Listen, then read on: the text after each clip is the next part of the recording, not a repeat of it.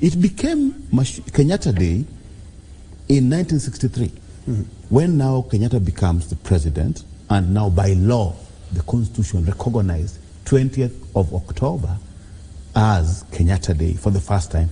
So Kenyatta Day was celebrated from 1963 to 2010. Then 2010 we reverted to Mashujaa Day, the Heroes Day, to now bring in all the heroes and recognize all the heroes who participated, not just Kenyatta, who was seen to be the leader of the revolution.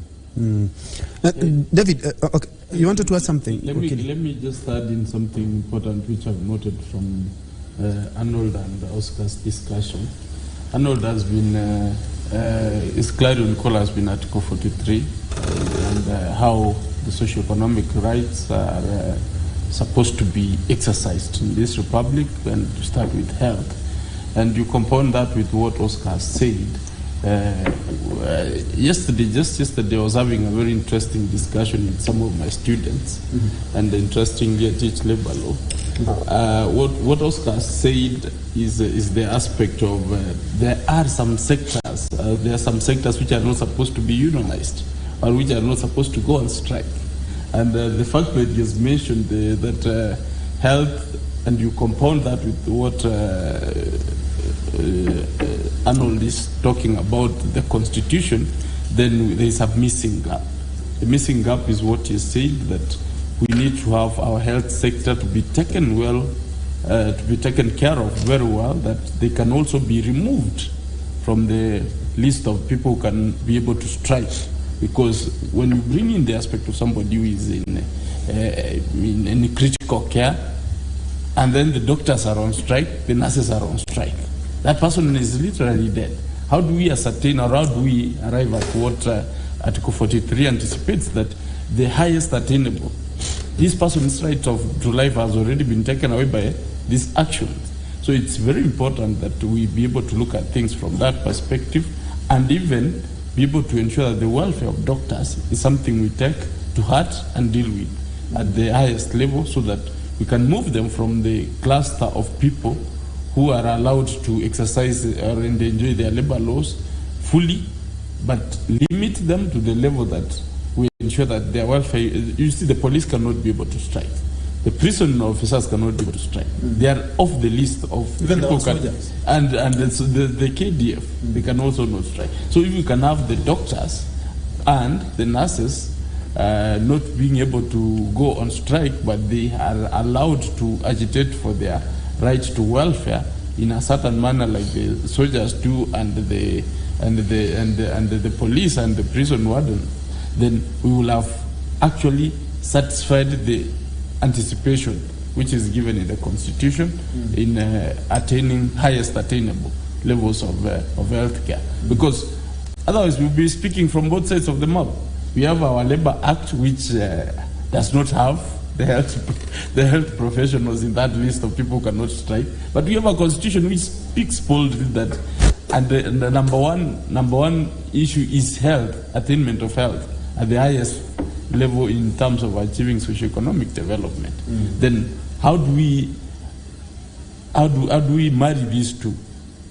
Because the anticipation of the Constitution is big, but the Labor Act and does not seem to pick the same spirit and implement the same.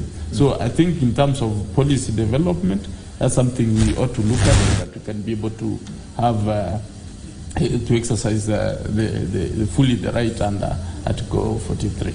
Indeed, and David, still basing our argument on the framework that my colleagues here have also mentioned in regards to the laws.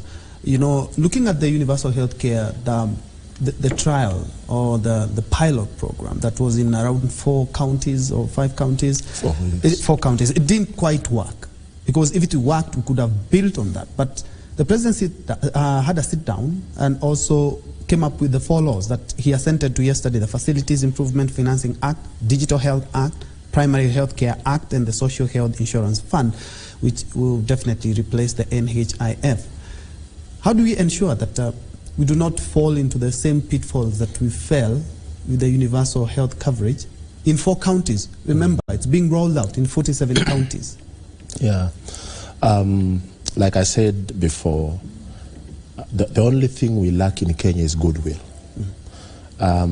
Goodwill, joining what my colleagues here have said, you know, even if we gave the medics everything they ask for today, someone will come up tomorrow and say, no, we forgot to say we wanted to be housed very well. The housing we are being given is not good, so we are going on strike unless you give us good housing. So what we lack is goodwill. We need now to come up with a framework that will ensure that every person that has been given responsibility, right from the community health promoters who are being celebrated today, up to the office of the president himself. Because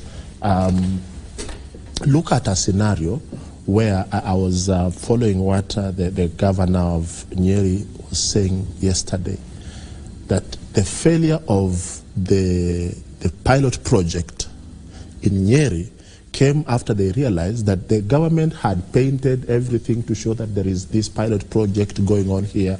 But the reality, the power behind it, the funding, was nowhere to be seen. So they need to find funding from other sources to come and facilitate the UHC, which is a project for the national government, but they have not been funded. So we need to find a better way of ensuring that as we speak, because the challenges we've had, like my brother Oscar says, you realize that we talk of money going to the counties, but in reality, money never gets to the counties. People are shown on paper that you have this percentage going down to the health facilities, but then you go down there and they have no resources. The governor for Kericho, Mutahi, said many a times they give priorities to things that matter.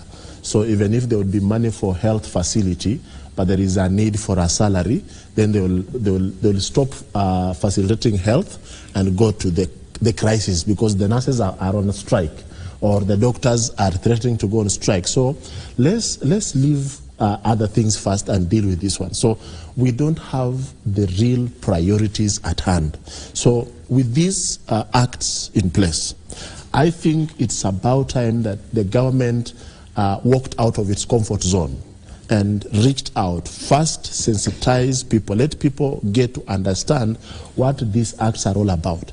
We don't want to imagine that everybody, you go out there and ask them, what does this, Wakil was asking me about the digital bill that was asserted to yesterday. And I'm telling him, you know, we need to do some thorough research and get to understand it deeply, because there are many people out there who they saw president sign, but if you ask them what was the president signing, they tell you, we know he was signing money for NHIF, and that is it. So how it is going to operate, nobody knows. So goodwill is what we need to start. And in order for us to move, we need that goodwill. The people who are given responsibilities to manage first the resources, and two, to ensure that everything that is needed has been felt by ordinary mwananchi, they should know that they have been given a privilege to serve and not an opportunity to loot. People should stop the characters of colliding and coming in some sort of arrangement with the health facility so that they can steal from the fund. We need to find a better mechanism, and facilities that are found to be guilty of these characters be blacklisted forever. We don't want a scenario where clinics are charging for no reason. I think you want to connect. David, apologies for interruption, but as you can see, the Outriders are now streaming in the Kericho Green Stadium, and that is one of the vehicles that the president is in. Let's first of all now hand over to the Kericho team, because the president is here.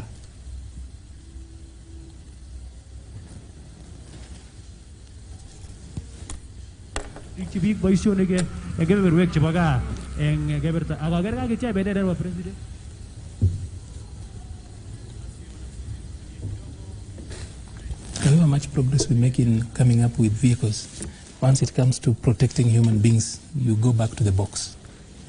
It's so difficult to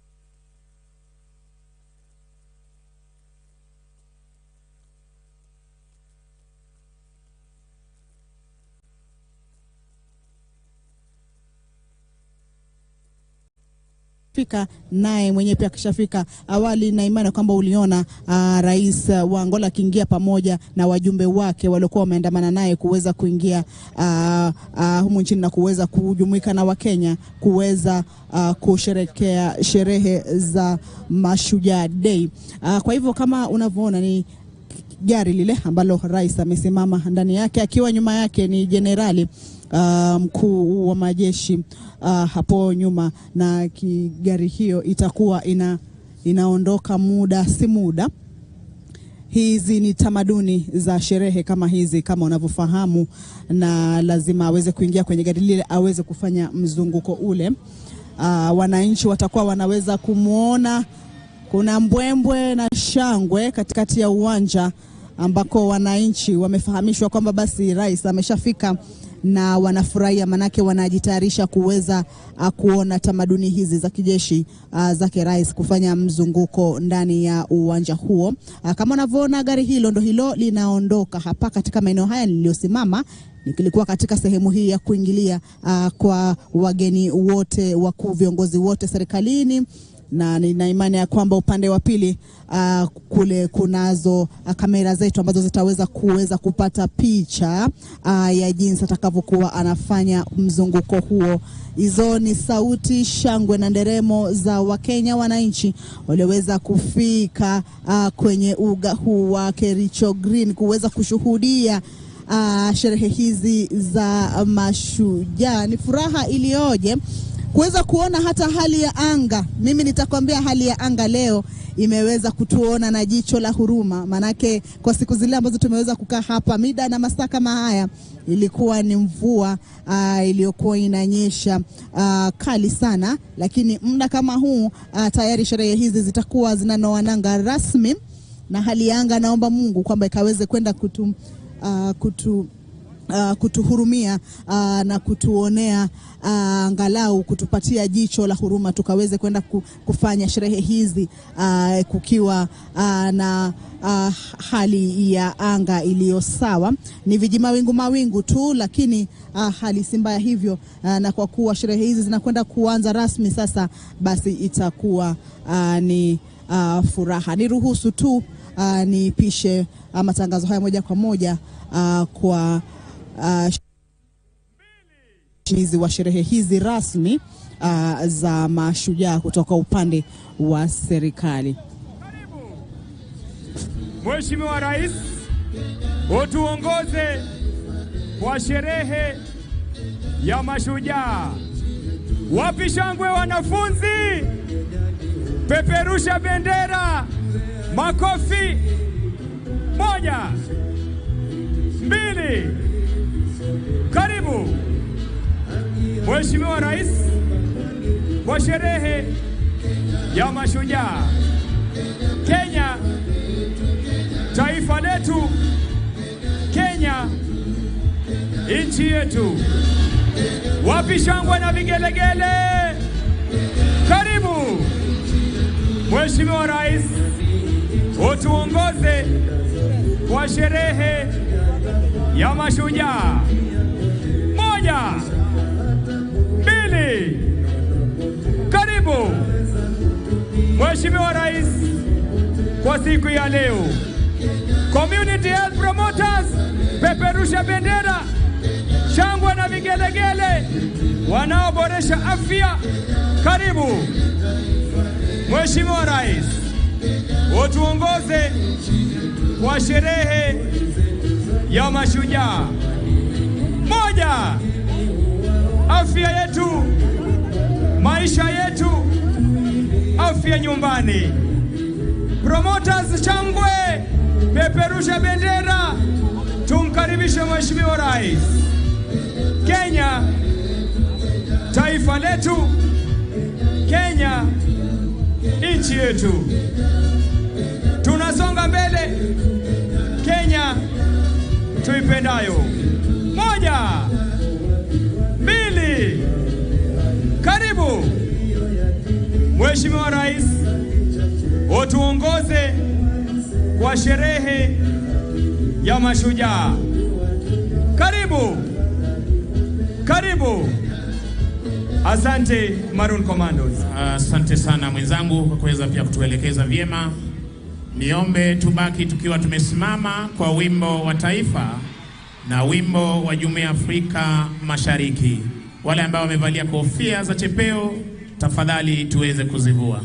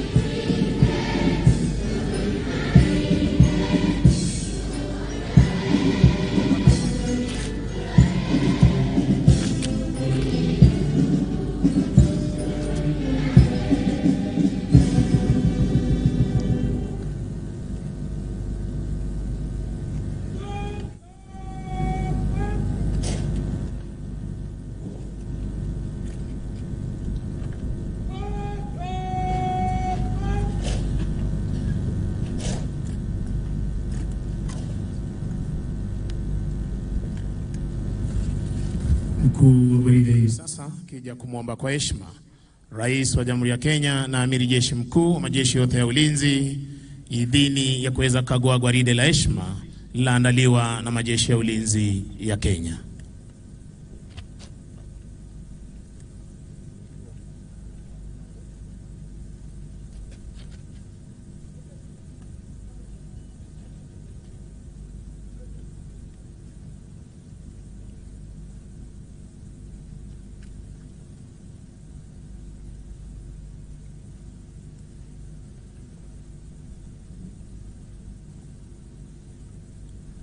Asanteni kwa heshima, tunaweza keti tafadhali.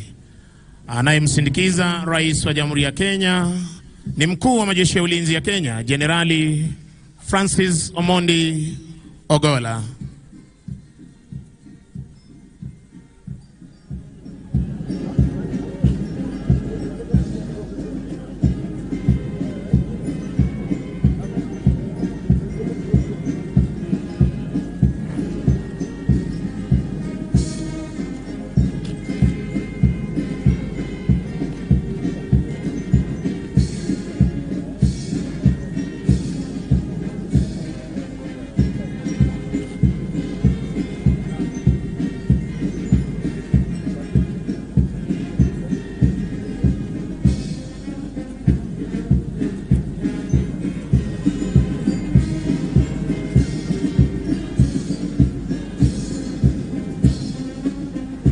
Bendera ya kikosi hupewa heshima ya hadhi ya juu. Unavyoshuhudia hivi sasa uwanjani, Mheshimiwa Rais akipeana heshima yake kwa bendera ya kikosi cha kwanza cha jeshi letu la nchi kavu.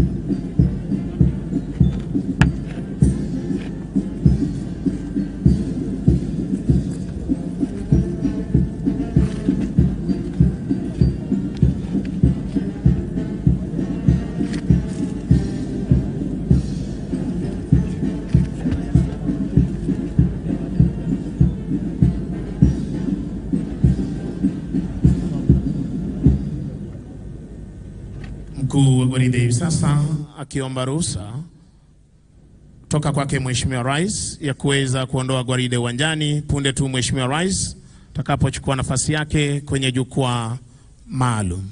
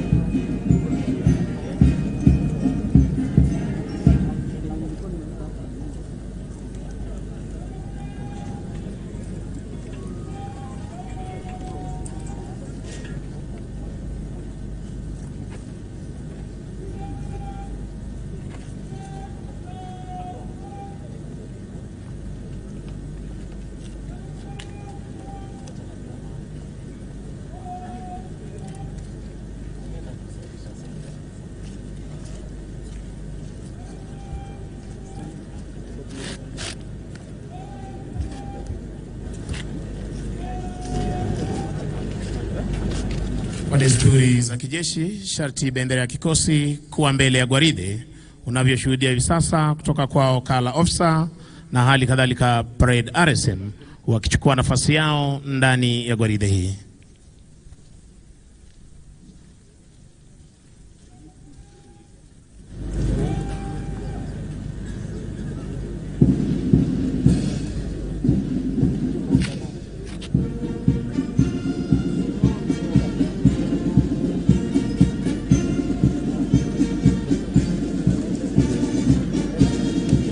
Basi Mheshimiwa Rais, kwa amri hiyo wanajeshi hao wanaondoka hivi sasa uwanjani kupata kujiunga na wenzao kuzidi kudumisha ulinzi wa taifa letu la Kenya, kuhakikisha kwamba anga letu liko salama, fuo za bahari ziko salama masaa 24.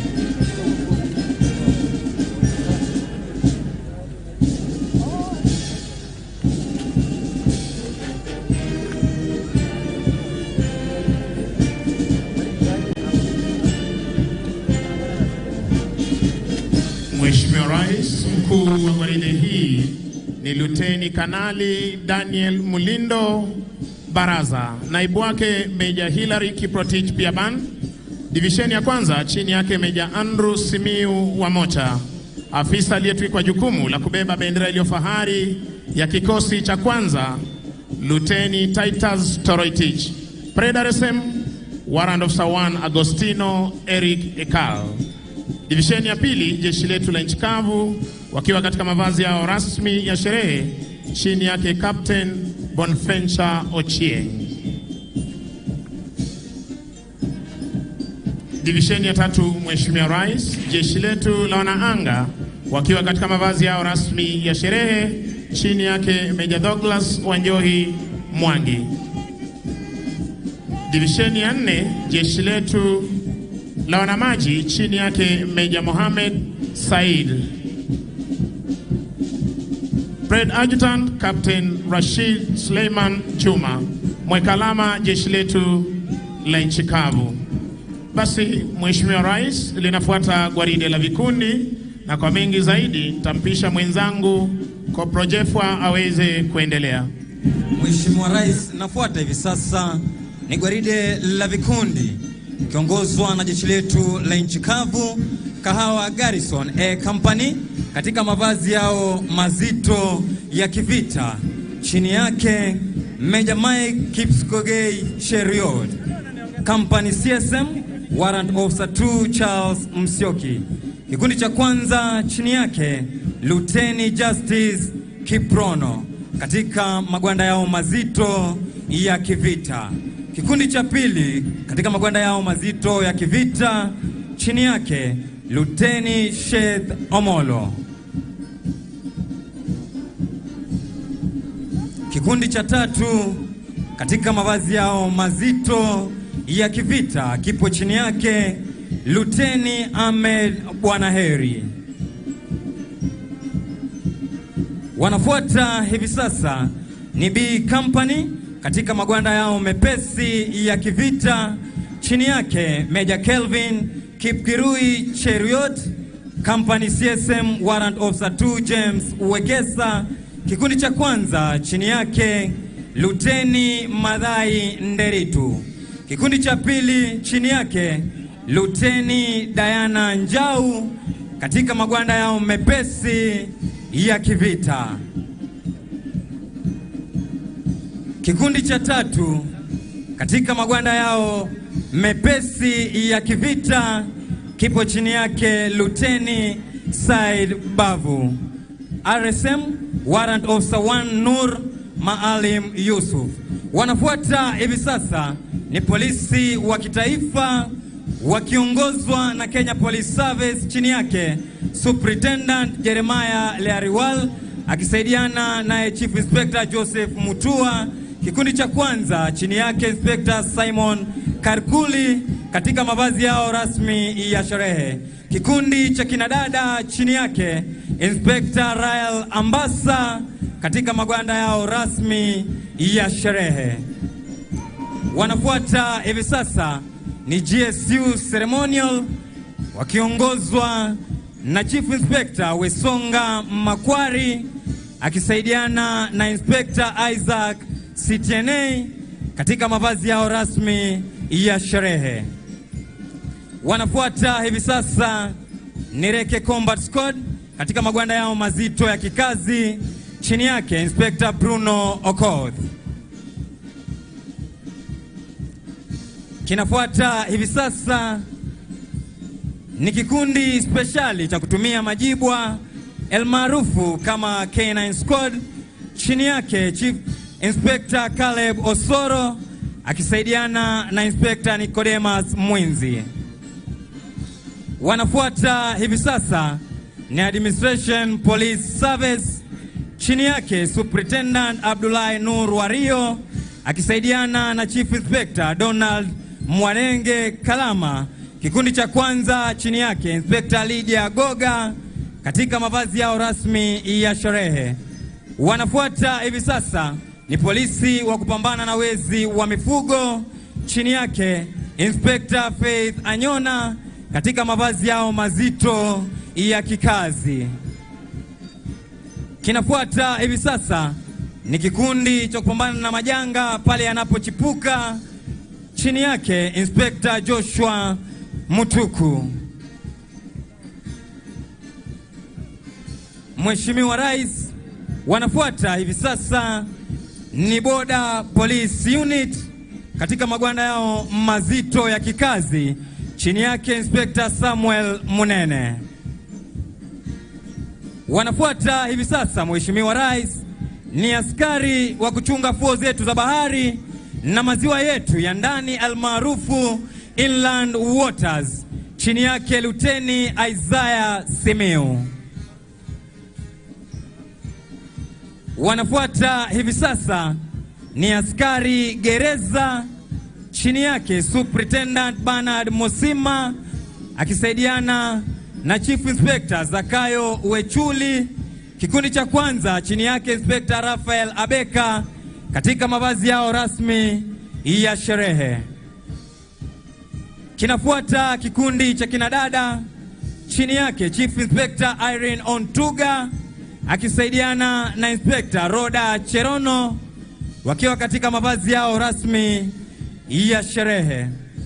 Wanafuata hivi sasa ni askari wa kupambana na ghasia katika magereza chini yake Inspector Felix Ouma.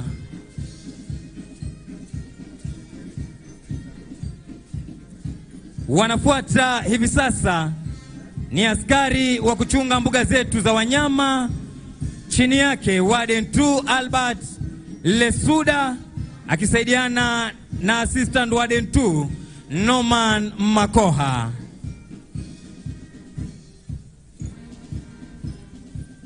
Wanafuata hivi sasa ni askari wa kuchunga misitu chini yake Superintendent Philip Ndeima akisaidiana na Inspector Nelson Ayodi katika magwanda yao mazito ya kikazi.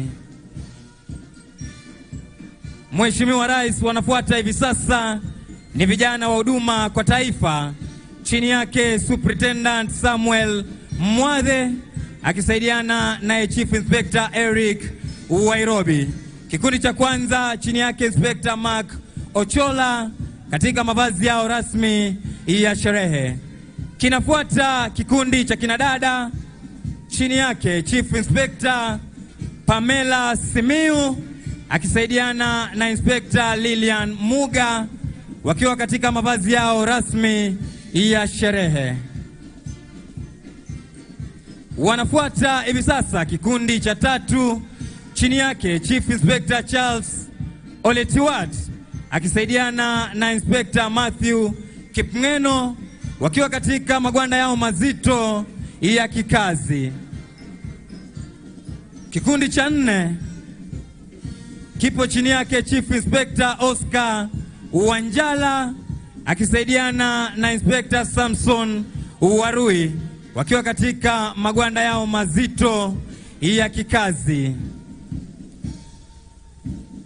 Wanafuata hivi sasa, Mheshimiwa Rais, ni askari wa gatuzi hili la Kericho chini yake Chief Inspector Irene Chelagat akisaidiana na Inspector Bernard Kiprono.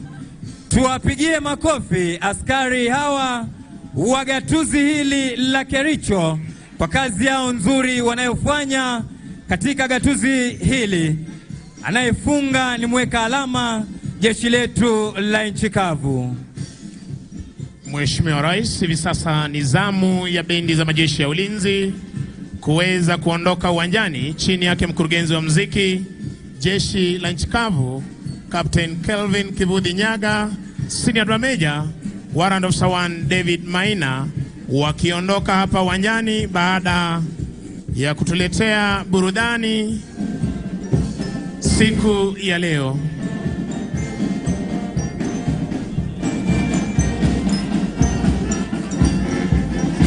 Mheshimiwa Rais, itafuata tamasha ya ndege zetu tukiletewa na jeshi la wanaanga, na kwa mengi zaidi nitampisha mwenzangu Jabiri Banzi aweze kuendelea. Asante sana mwenzangu. Mheshimiwa Rais, linafuata onyesho la ndege zikiwemo ndege zetu za kivita. tukiletewa na jeshi letu la wanahewa. Kutufungulia onyesho hili la ndege, Mheshimiwa Rais, ni ndege zinazotumika kwa mafunzo ya kiwango cha juu na marubani wetu, ndege aina ya Tukano zikipaa kwa utaratibu kabisa. Tuwape makofi marubani wetu. Asanteni Mheshimiwa Rais. Zitafuata hivi sasa ndege zetu za kivita, ndege aina ya F5 zikipaa angani kwa utaratibu kabisa, zikiachana kushoto kulia, katikati na kupaa kwa umaridadi kabisa. Mheshimiwa Rais, ndege hizi zina uwezo wa kuruka kwa kasi zaidi, kurusha makombora kwenye ngome za adui, huku wanajeshi wa jeshi letu la wanahewa wakishirikiana na jeshi letu la nchi kavu pamoja na jeshi letu la wanamaji, kama ilivyo dhamira ya mkuu wetu wa majeshi, one force, one mission, kuhakikisha ya kwamba nchi yetu iko salama kabisa, ikiwemo mipakani, angani pamoja na baharini. Basi Mheshimiwa Rais, ndege hizi zitarudi moja baada ya ingine ili kuweza kutuletea maonyesho mbalimbali. Na siku ya leo ndege ya kwanza Mheshimiwa Rais inapakwa maridadi kabisa, ikituletea mizunguko ya kushoto. Na ndege ya pili Mheshimiwa Rais inapaa kwa umaridadi, utaratibu na kuzunguka mara 4 kwa umaridadi kabisa. Tuwape makofi marubani wetu tafadhali. Ndege ya tatu Mheshimiwa Rais itapaa juu kabisa, kuzunguka mizunguko ya kushoto.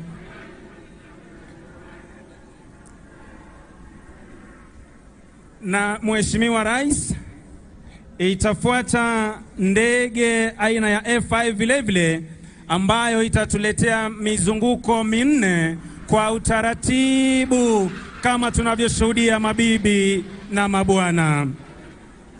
Basi tuwape makofi marubani wetu, ikiwa ni tajriba ya hali ya juu kabisa ya marubani wetu wa kivita ambao upambana na adui kwenye operesheni mbalimbali.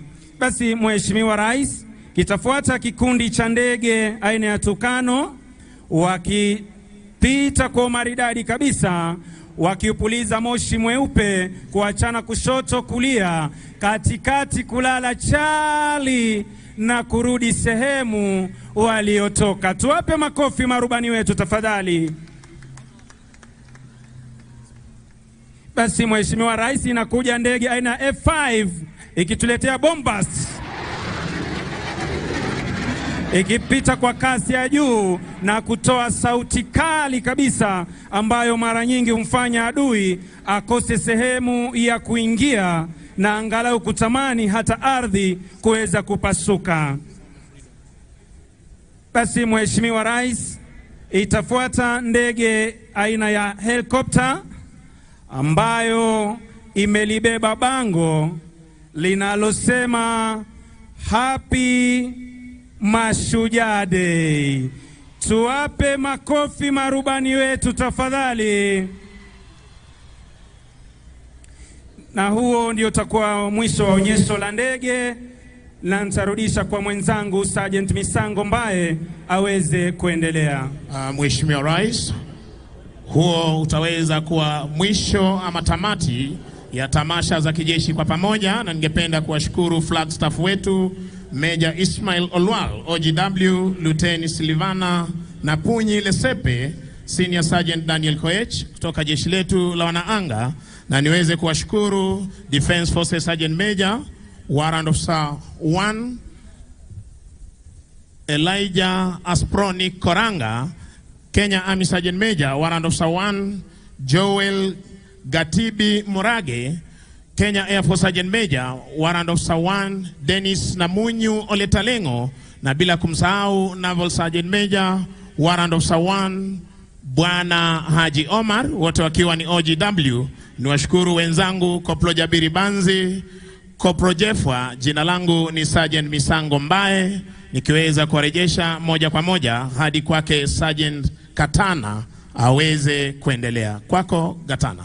Shukrani za dhati mwenzangu. Basi Mheshimiwa Rais, tunaingia kwenye kipindi cha pili na karibu tena.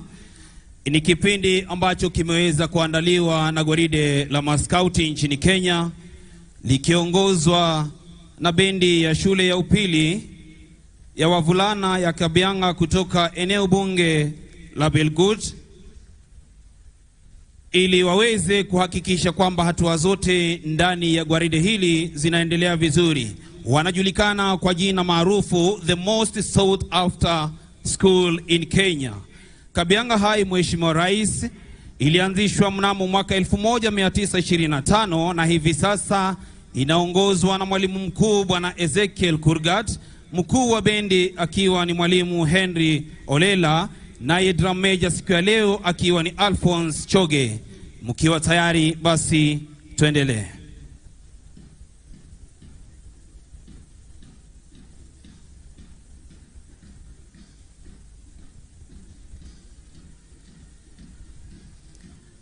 Scouts, Mheshimiwa Rais, ni vijana ambao wanaanzia umri mdogo na wako na hamasisho kubwa kwenye jamii zetu. Ikiwa sasa wewe ndiwe patron wao, Mheshimiwa Rais, wanaiga mtindo wako na mfano wako ili kuweza kuwa na maadili mema kwenye jamii.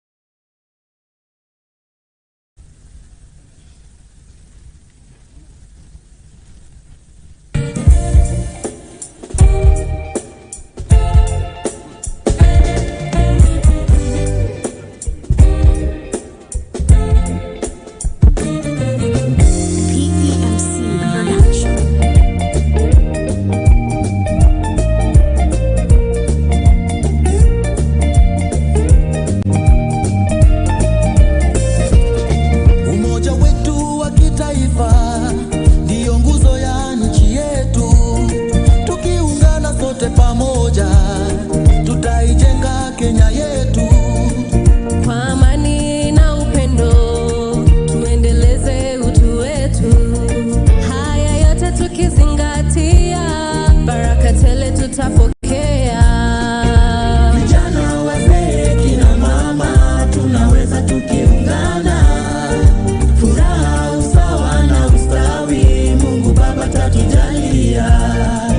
So full of, njooni wazalendo sote tuimbe.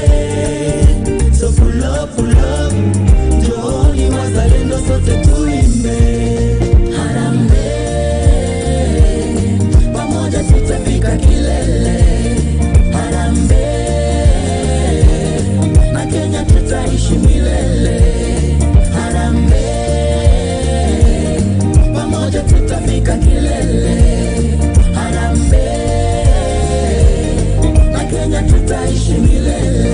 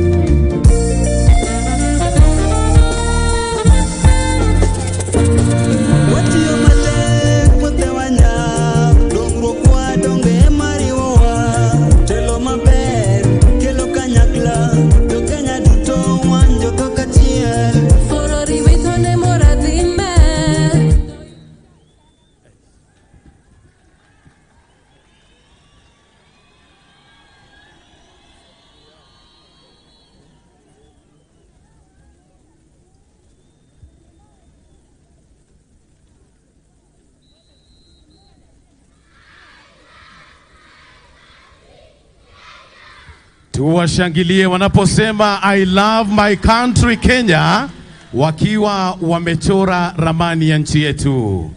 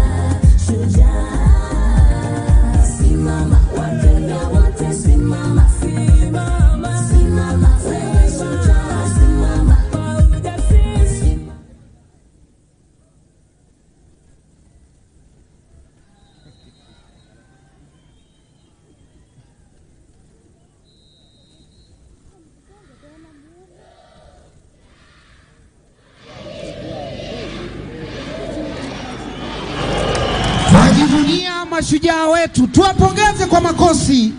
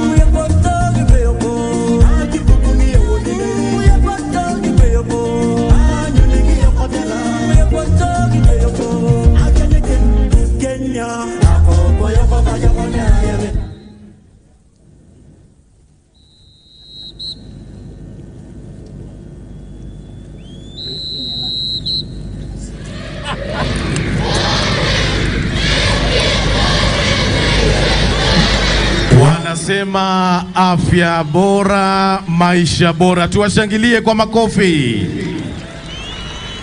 Ama kweli ni afya nyumbani.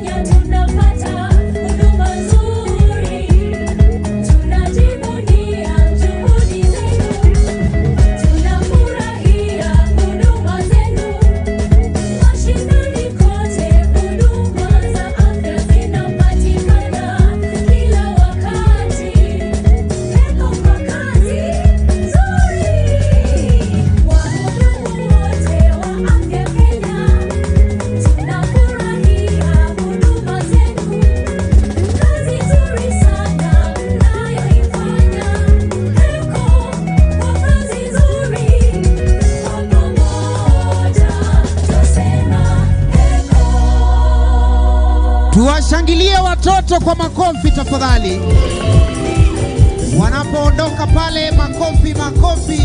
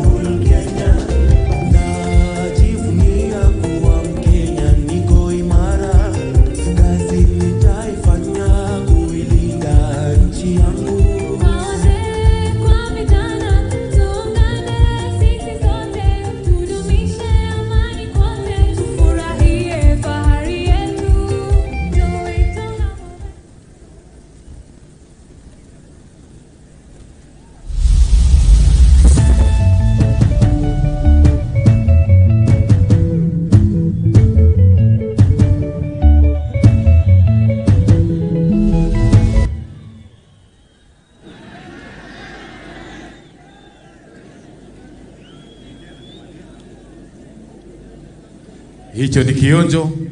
Ukijisikia kusimama ucheze nao unakaribishwa. Twende DJ.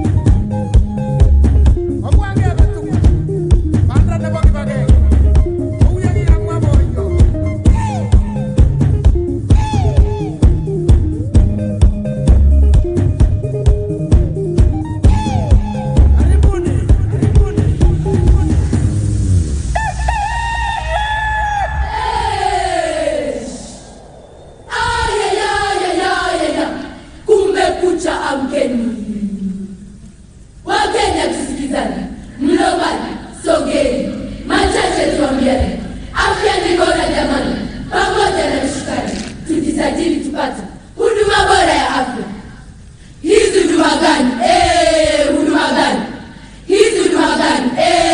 Huduma gani? Hizi ni huduma gani mnazotuelezea? Mwataka yetu mapeni tupate kuyatumia, tutatibiwa nyumbani pindi tapougua. Huduma bora ya afya hatutaki kaa nayo. Lengo kurahisishiwa upate huduma bora, pesazo hazito liwa. Punguza mbaya fikira popote utakokuwa, mradi uwe imani, tujisajili tupate huduma bora ya afya. Mfano tukiugua gonjwa baya saratani, ni kweli tatibiwa au hatupigwe na chini? Mjamzito sawia, mumempangia nini? Huduma bora ya afya hatutaki kaa nayo.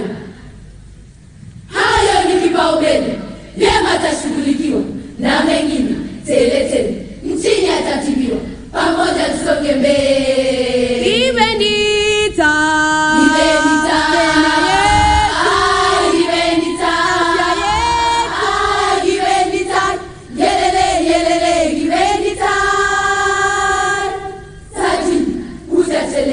tujisajili tupate huduma bora ya afya. Naona mnabishana kwa jambo la manufaa. Huko kote kila kona ulimwenguni hapa, ni vyema tukafanana, kwa pamoja tutapaa.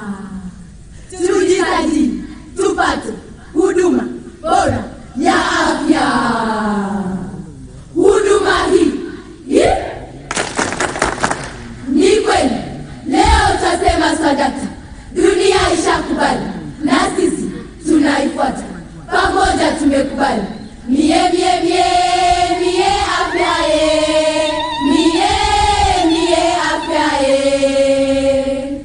God, si unajua wazazi wetu ni mahasla? God, si unajua wao ni mashujaa, viongozi wa afya? Nani msipowajibika, jemedari atawaramba. Wakenya, mambo ni matatu. Ya kwanza, universal care number 1. Ya pili, tujisajili. Ya tatu, wewe ni shujaa. Hashtag afya nyumbani. Tabutanywe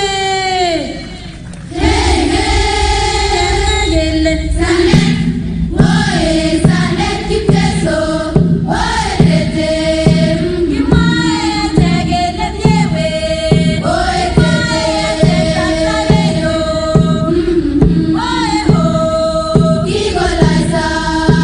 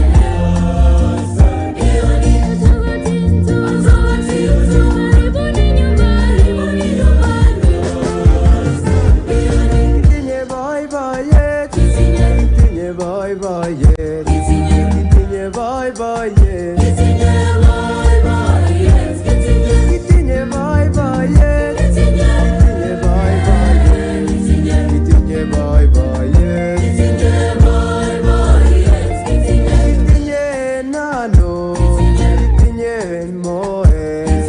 Tagunen togo. Kitinye boy boy yes. Kitinye nano. Kitinye moe.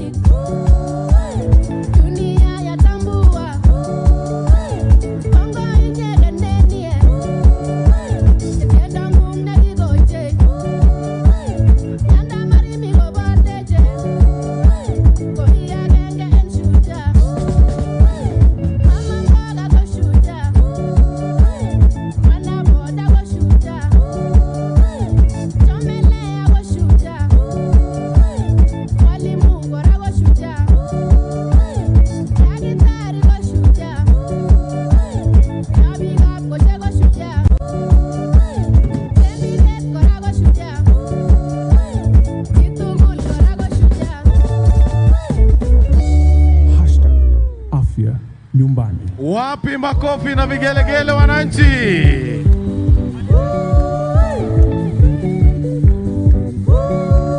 Asanteni sana wasanii wetu, tuwashangilie wanapoondoka. Asante sana. Kwa kweli ni afya nyumbani kama ilivyo kauli ya Mheshimiwa Rais wa Jamhuri ya Kenya. Shukran sana DJ. Asante sana. Mheshimiwa Rais, tunahitimisha burudani. Tafadhali chipukizi, hatutaweza kukuruhusu kuimba wimbo wako kwa leo. Hakuna shida, manake hata nilikuwa sijaumaliza. Mheshimiwa Rais, kwa onyesho hilo ndipo tunakunja jamvi la tamasha yetu ya burudani leo. Tunapoita mashujaa wetu, tunashukuru wote waliopanga na wote walioshiriki. Kwa sasa Mheshimiwa Rais, kwa kumbusha kwamba kauli mbiu ni afya nyumbani, maadhimisho ya sherehe ya mashujaa leo ni afya nyumbani, na sasa tungetaka kuwaruhusu wananizi wa kujitolea ili waweze kuingia, CHPs, the community health promoters, waweze kuja hapa katikati ili waweze kuendelea na hafla hii, ahadi ya wahudumu ambayo watakapewa. Kwa hivyo tuwaruhusu tafadhali waingie, waje katikati ya uwanja, na kwa sasa nitamwalika pia waziri wa afya ajitayarishe ili aweze kuwaongoza kwa ahadi ya wahudumu wa afya. Tuwapigie makofi. Pia hawa ni mashujaa ambao wamejitolea kwa muda mrefu, lakini kutoka leo mambo yabadilika. Tuwapigie makofi tafadhali wakija. And now we welcome the community health workers, which is part of the universal health coverage that is going to be launched by His Excellency, the President of this great nation, after the signing of the bills yesterday, which are now law. We would now like to call upon the CS for Health, Mheshimiwa Nakumicha, aje awaongoze kwa ahadi ya kujitolea. Karibu Mheshimiwa.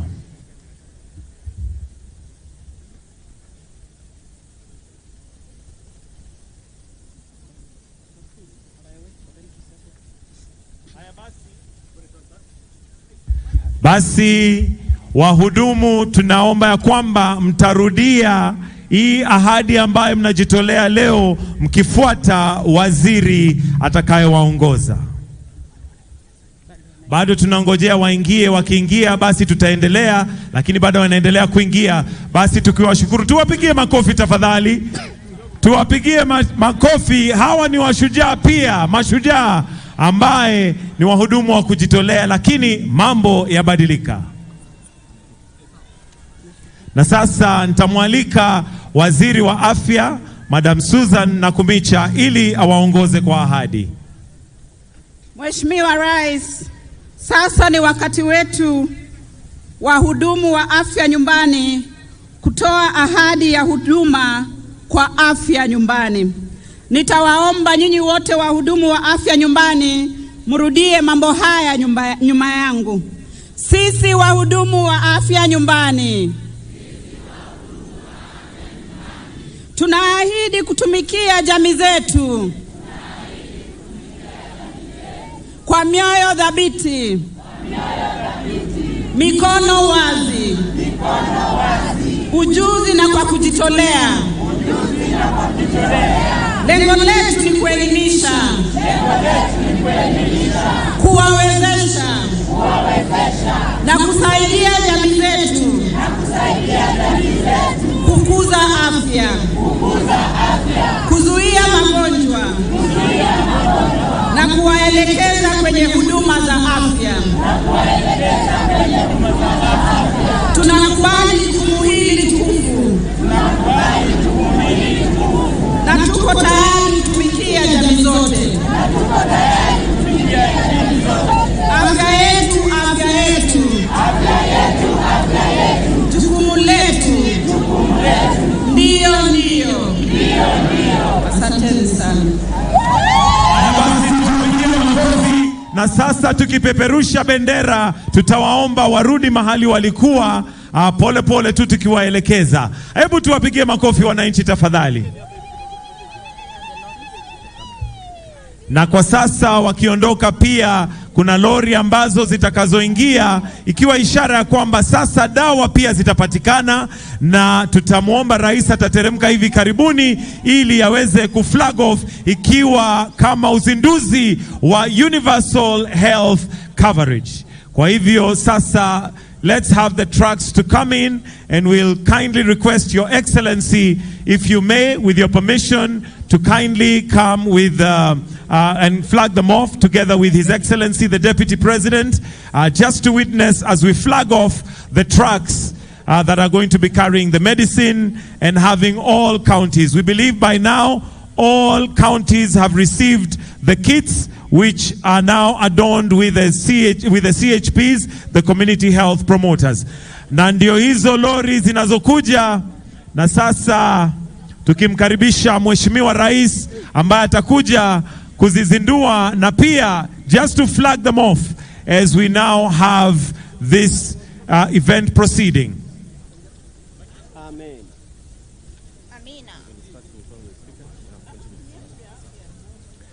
Tukiwakumbusha kwamba kauli mbiu ni afya nyumbani. Hebu sote tuseme afya nyumbani. Turudie sote afya nyumbani. Afya nyumbani. We now have these trucks that have the medicine, and each truck is representing a region, but every county is represented. Wapi makofi ya rais? As he continues to flag them off, come on, let's tumpongeze kwa makofi rais wa Jamhuri ya Kenya.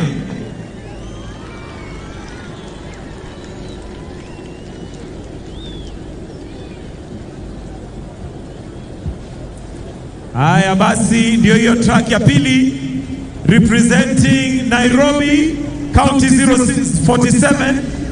Because of time, we only have 8 tracks representing the 8 regions. Marsabit County, Tana River County, representing the coastal province. We have Bungoma County, representing Western. Alafu tuko na Homa Bay County, representing Nyanza. Pia tuko na Wajir County, representing the northern. Basi tuko northeastern. Tuko na ingine moja,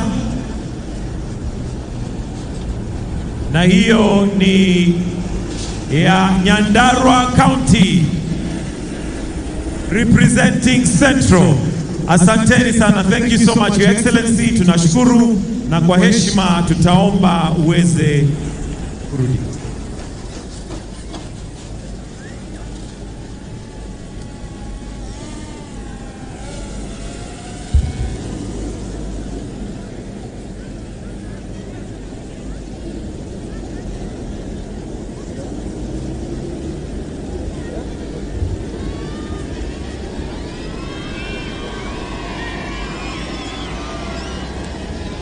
The government has onboarded 100,000 community health promoters, known as CHPs, in the country, and will continue with Afya Nyumbani. Naomba sote tuweze kuketi.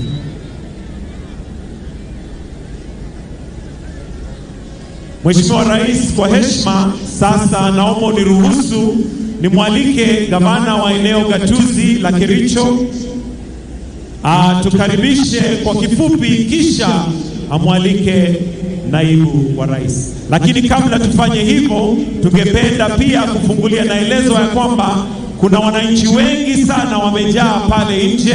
Kwa hivyo gavana, niwie radhi, ningependa kwanza tuwaruhusu wananchi waweze kuingia ili waweze pia kuhudhuria tukiendelea. Kwa hivyo tafadhali tuwaruhusu wananchi waweze kuingia kabla nimwalike gavana aweze kutukaribisha hapa Kericho. Na kama wananchi wanaingia, hebu tuweze kutizama kwa runinga sauti ya mwananchi. Tukiwaruhusu wananchi kuingia, hebu tuweze kuweka kwa runinga sauti ya mwananchi. Asante. Simama, Wakenya wote simama. Sauti ya mwananchi. Simama, wewe shujaa simama. Tumefanya kazi kwa muda mrefu, hatukuwa tunalipwa, lakini kwa sasa tunalipwa. Tunafurahi. Hata tunapata kitu. Hata mimi. So, amefanya vizuri sana kama tunapata kitu. Hata sisi kulipwa. Tukipata ile token, tutashukuru.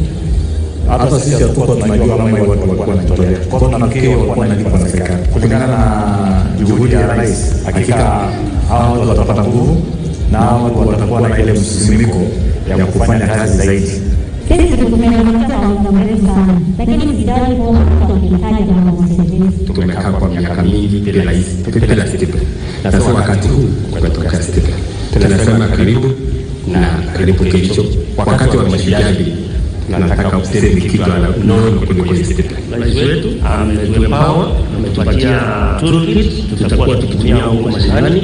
Tungependa asiwachie hapa, aendelee kutufuatilia sana, ajue tunafanya kazi gani. Mbele hatukuwa na hiyo kitu na hizo vitu alituletea, tumefurahia. Tunashukuru serikali sana, na Mungu awabariki tena awazidishie, na zaidi ya yote waendelee kutukumbuka hata na vifaa zaidi.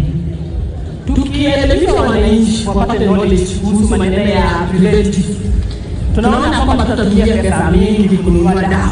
Tunaposherehekea siku ya Mashujaa, ningependa kuambia wananchi wote waendelee na hiyo kazi nzuri wanafanya, hasa kusaidia wamama na hata watu wa kijiji, hasa kwa usafi na kukaa katika hali inayofaa kama wananchi wa kawaida. Ile kitu ambayo ningependa kwanza ningeshukuru serikali kwa mkono ambao wanachukua sasa hivi.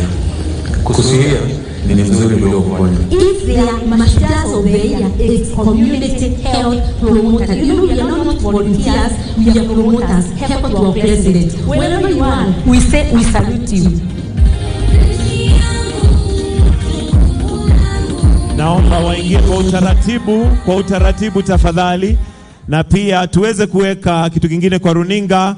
Wanaendelea kuingia bado, and at this point allow me to also recognize His Excellency Tete Antonio, the Minister of Foreign Affairs for Angola, who is representing His Excellency the President João Manuel Lourenço, President of the Republic of Angola. Together with his delegation, we recognize you and appreciate that you've honored us with your presence.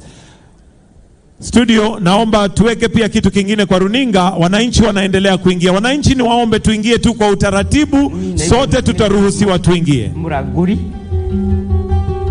nilianza hii kazi kutoka mwaka wa 2003. Miaka hiyo 20 nimefanya hiyo kazi. Kwangu nafurahia kwa sababu naifanya na roho yangu yote. Hii exercise nafanya registration, naona ni muhimu kwa sababu serikali yetu itajua ni watu wangapi wako na disability, wapi wako na diabetes, ni wangapi wako na hypertension, ni watoto wangapi wamezaliwa, ni wazee wangapi wako over 70 years. Hiyo statistics itasaidia serikali kwa chochote inataka kufanyia community. Kutoka hiyo miaka tumefanya hii kazi ya community health promoters, tulikuwa tunaandika kwa mikono. Unaandika saa ingine karatasi inapotea, unakimbia kwa public health, unamuitisha ingine, unakuja unajaza. Sasa unakuja unalipiti hiyo information ndio umpelekee. Kupeleka kwake hata kwake inaweza potea. Sasa hii technology, chochote umeweka hapa haitapotea. So this is very safe kwa kwetu na kwa serikali. Unaona information iko hapa. PSU yako na yake. Lakini kwa hizimu yangu hakuna mtu anaweza ingia. Sababu nikipa submit kwa PSU. Akitaka kujua ili yangu ni watu wangapi wako na disability, anaenda kwa system. Hata niuliza. Akitaka kujua ni watoto wangapi wamezaliwa, anaenda kwa system. Hata president mwenyewe akitaka kujua mambo yote atakuja hapa. Akiklik tu atapata information yote. Na tushukuru serikali kwa kutupatia hii. Tumechoka na kuandika. Sasa kutupatia hii inaoneshana sasa tumeenda digital sisi wote. Afya yako, jukumu langu, mimi ni shujaa.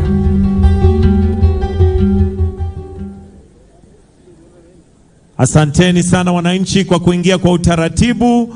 Na sasa Mheshimiwa Rais, naomba uniruhusu niweze kumwalika gavana wa eneo gatuzi la Kericho atatukaribisha na akimaliza amwalike naibu wa rais. Tumpigie makofi Gavana Dr. Eric Mutahi. Thank you so much, Your Excellency, the President of the Republic of Kenya, Dr. William Samoei Ruto, Her Excellency, the First Lady, Mama Rachel Ruto, His Excellency, the Deputy President, His Excellency Rigathi, Her Excellency Rigathi Gachagua, Rigathi Dorcas, the speakers of the two houses, all invited guests, ladies and gentlemen. It gives me a pleasure this morning to welcome all of us to Kericho County. Indeed, if there is one single honor you have demonstrated to the people of Kericho, is your choice to have this state event in Kericho County. And on behalf of the great people of Kericho, we wish to say thank you, na kwa niaba yao tunasema asante sana. Secondly, Your Excellency, we wish also to indicate that as we celebrate this very important occasion, as the county government of Kericho, we have 1,600 community health promoters.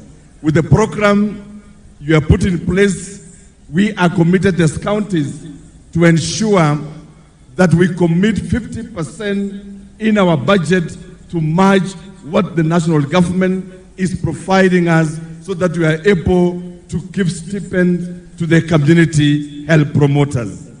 Secondly, Your Excellency, as Kericho County, we want to say thank you because of the great infrastructural development that has taken place in our county. Just to mention, the other day, we were able to launch the ICU at Kapkatet, which was equipped by your government.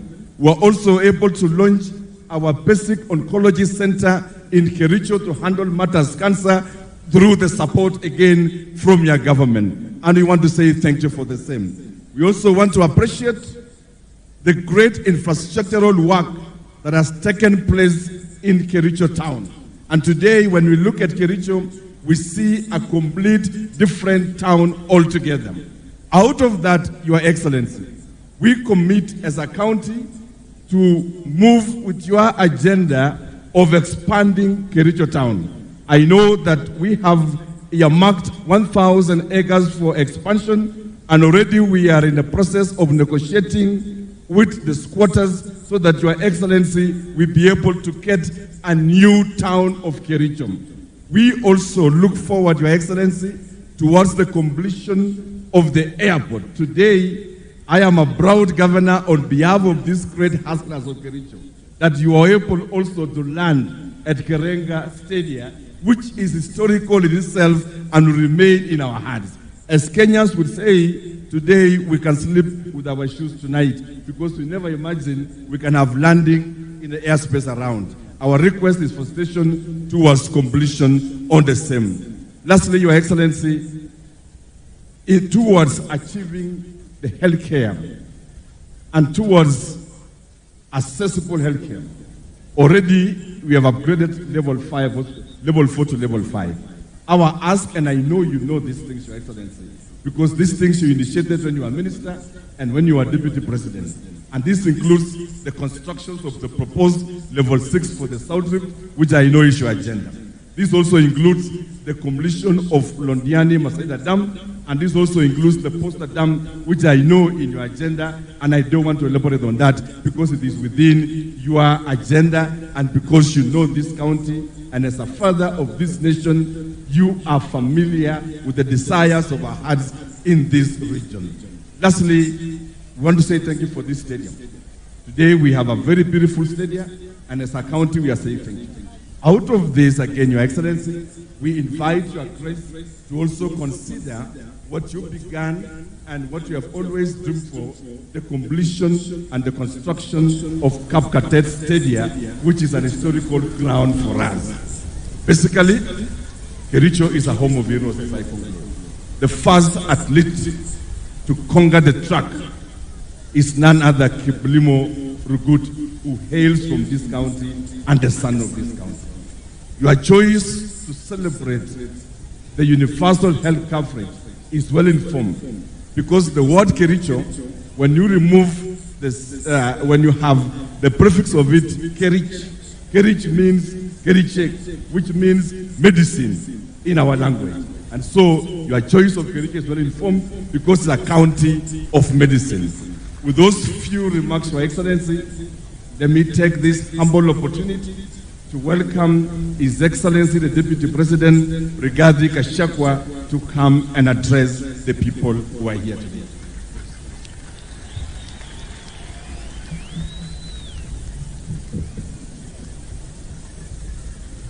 Your Excellency, the President of the Republic of Kenya and Commander-in-Chief of the Kenya Defense Forces, Dr. William Samoei Ruto, Your Excellency, the First Lady of the Republic of Kenya, Mama Rachel Ruto, the Prime Cabinet Secretary, the Honorable Musalia Mudavadi, the Foreign Affairs Minister from the Republic of Angola, Ambassador Tete Antonio, the Speaker of the National Assembly, Honorable Moses Wetangula, the Speaker of the Senate, Amason Jeffa Kingi, Your Ladyship, the Chief Justice and President of the Supreme Court of Kenya, Lady Chief Justice Martha Koome, our host Governor Eric Mutahi, Excellencies Governors Present, Excellencies Ambassadors, High Commissioners, and members of the Diplomatic Corps, all other leaders, na wananchi wa Kericho, hamjambo? Hamjambo tena? God is good, and all the time. Salimieni kwa hewa. Bwana Yesu asifiwe. Bwana Yesu asifiwe tena. Your Excellency, I seek your indulgence, if you allow me, before I welcome you to address the nation, with tremendous respect, to request our visitor, Ambassador Antonio Tete, from the Republic of Angola, to come and greet the people of Kenya and say a few words. Ambassador.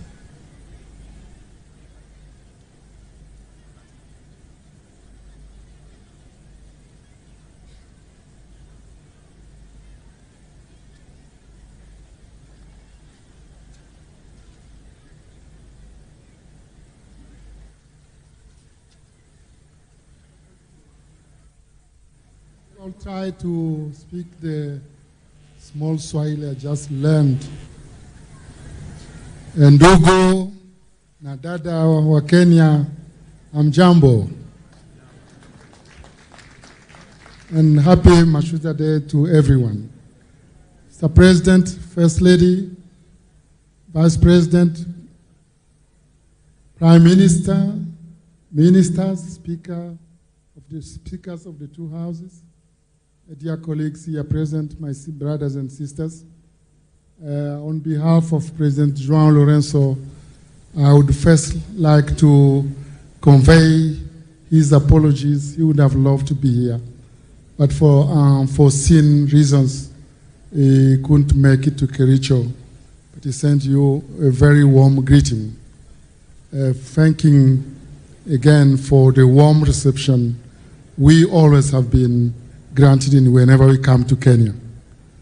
Mr. President, it is very emotional for the Angolan people to be here, especially on a such day of Heroes Day, because those are the same heroes who also are not only Kenyan heroes, but they are also African heroes and Angolan heroes.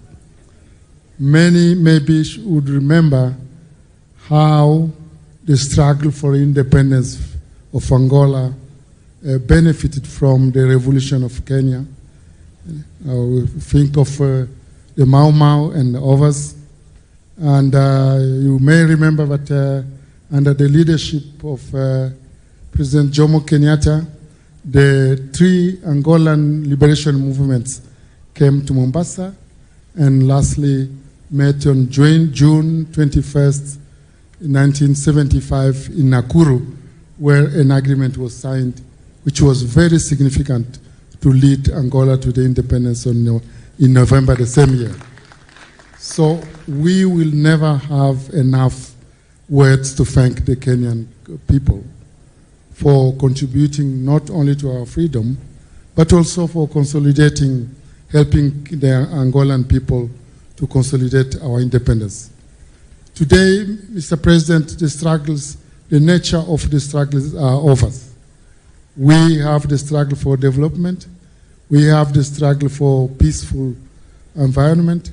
We have the struggle for peace in our countries and in our region.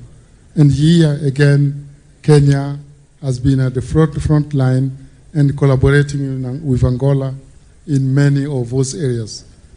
Mr. President, I think we are starting a new dawn in the relationship between Angola and Kenya. Just imagine, I just spoke about 1975, but we are having the very first official visit of an Angolan president to Kenya. And we held yesterday with my brother, the Prime Minister and Minister for Foreign Affairs, the very first joint commission to look at the areas of cooperation. Because until we make it to build our continent together, we fly together or we sink together. But we didn't choose to sink, so we are going definitely to fly higher and higher. Mr. President, thank you again for giving us the opportunity to greet our sisters and brothers from Kenya, and thanking you all for associating to this very important day, which the same day we celebrate in Angola on 17 September, the Heroes' Day. So we are very, very honored to be here. We all hope, we wish you afya bora to everyone. Thank you. Asante sana. Thank you very much, Ambassador. Your Excellency, the 60th Mashujaa Day is one of the most important occasions in our history. We celebrate the day from Kericho County, one of the most active and colonial hotspots in the country, whose people were stripped of their right to land. We join the people of this county and other Kenyans in celebrating the gallant men and women who put their lives on the line to attain our freedom and restore our dignity. Your Excellency, we celebrate these men and women because they believed in the power of Africans in defining their destiny in socio-economic transformation. Kiongozi wetu, leo ni siku yako. Mimi nilikuwa hapa siku ya Jumatatu na nikapata nafasi ya kuongea na watu ya Kericho. Na kwa sababu wao walikuwa ng'ambo, mimi ndio nilikuwa nawika hapa. Sasa wewe huko, mimi sina sauti. Na kwa hivyo nichukue nafasi hii kwa sababu nimefika hapa kusema rais wetu, ulipoamua ya kwamba Mashujaa Day italetwa hapa Kericho, mimi nilifurahi sana. Na rais, wewe na hii watu wa Kericho wanajua ni kwa nini. Na niseme watu ya Kericho, hatutachoka, rais na mimi na timu yetu, kusema asanti kwa maombi yenu na vile mlituunga mkono tukapata nafasi ya uongozi. Watu ya Kericho, asanteni sana. Pia kabla nimwalike rais, pia nipongeze watu ya Kericho kwa sababu mlitupatia kiongozi chupavu, leader of the majority in the Senate, the Honorable Aaron Cheriot, ambaye anatusaidia pale na rais, na hata zile sheria rais ameidhinisha jana, yeye na viongozi wa Senate walichangia kiwango kikubwa. Kwa hivyo lazima tuseme asanti kwa huo kiongozi mlitupatia. Bila kuongea mengi, ningeuliza hizi nyote msimame munisaidie kwa shangwe na vigelegele kumkaribisha Rais wa Jamhuri ya Kenya. Mr. President, you are most welcome to address the nation. Asante sana Mheshimiwa Deputy President.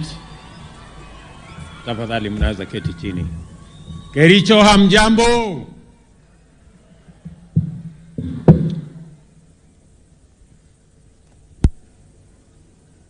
Our guest, my friend Tete Antonio, Minister for Foreign Affairs, who is representing my brother, the President of Angola, who is in Kenya as we talk. And he will be having a state visit tomorrow. Fellow leaders,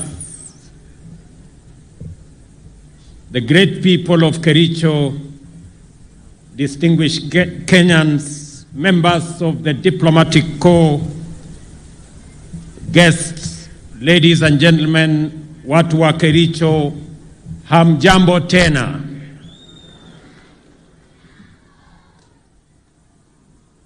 Kericho, hamjambo.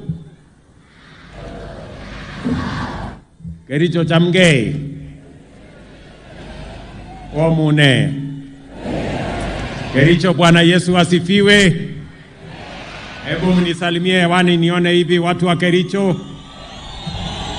Asanteni sana. Mashujaa Day is a celebration of the power of individuals to change the course of history and the destiny of a nation.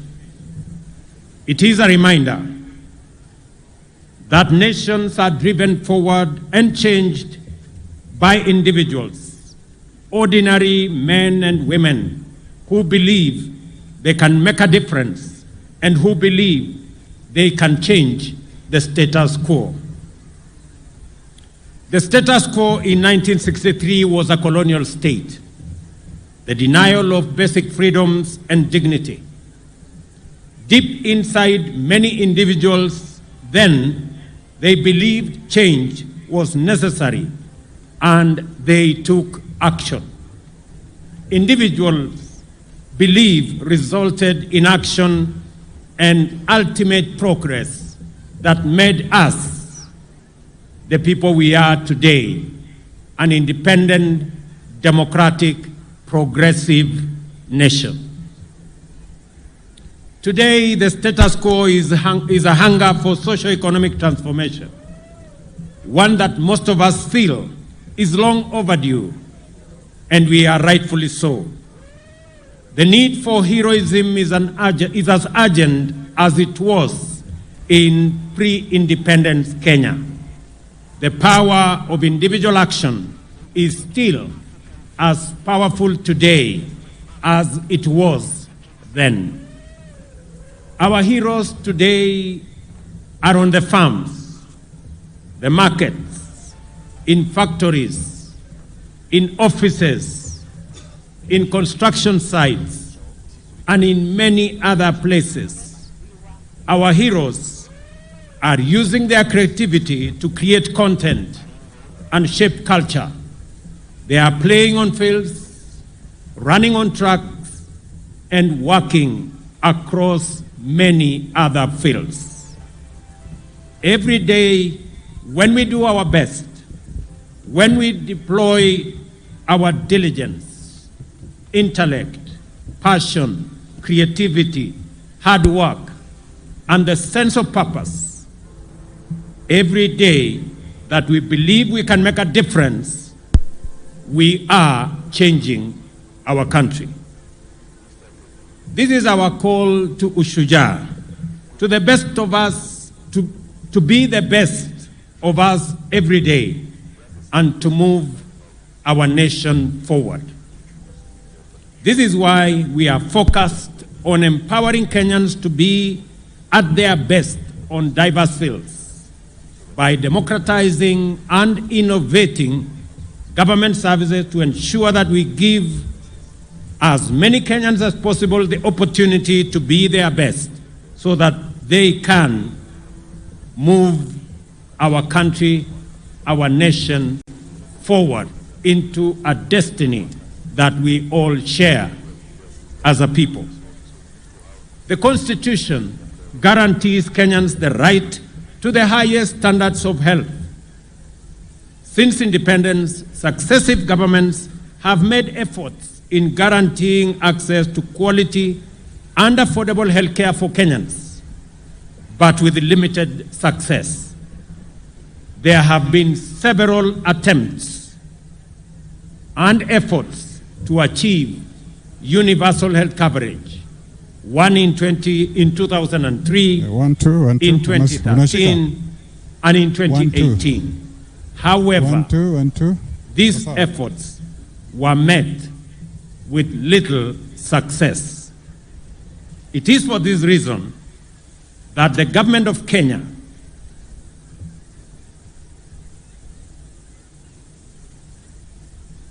identified healthcare delivery as one of the core pillars of the bottom-up economic transformation agenda. In the Kenya Kwanza Manifesto, we made several commitments towards the delivery of universal health coverage. These include the provision of a fully public financed primary health care, the installation of a digital health management information system, and the setting up of a fund for improving healthcare facilities across Kenya.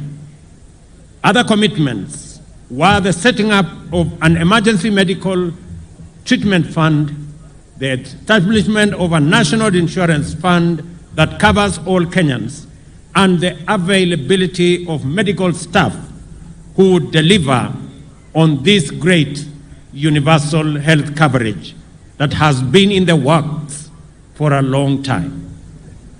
The government has instituted a paradigm shift to preventive and promotive health rather than where we've been at curative health.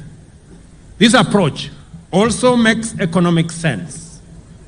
Community health reports state that for every 1 shilling invested in community health, 9 shillings and 40 cents are realized in economic and social gains in our society. In our plan, delivery of primary health services at community level will start with community health promoters. And we are very proud that they are represented in large numbers today in this very important Mashujaa Day.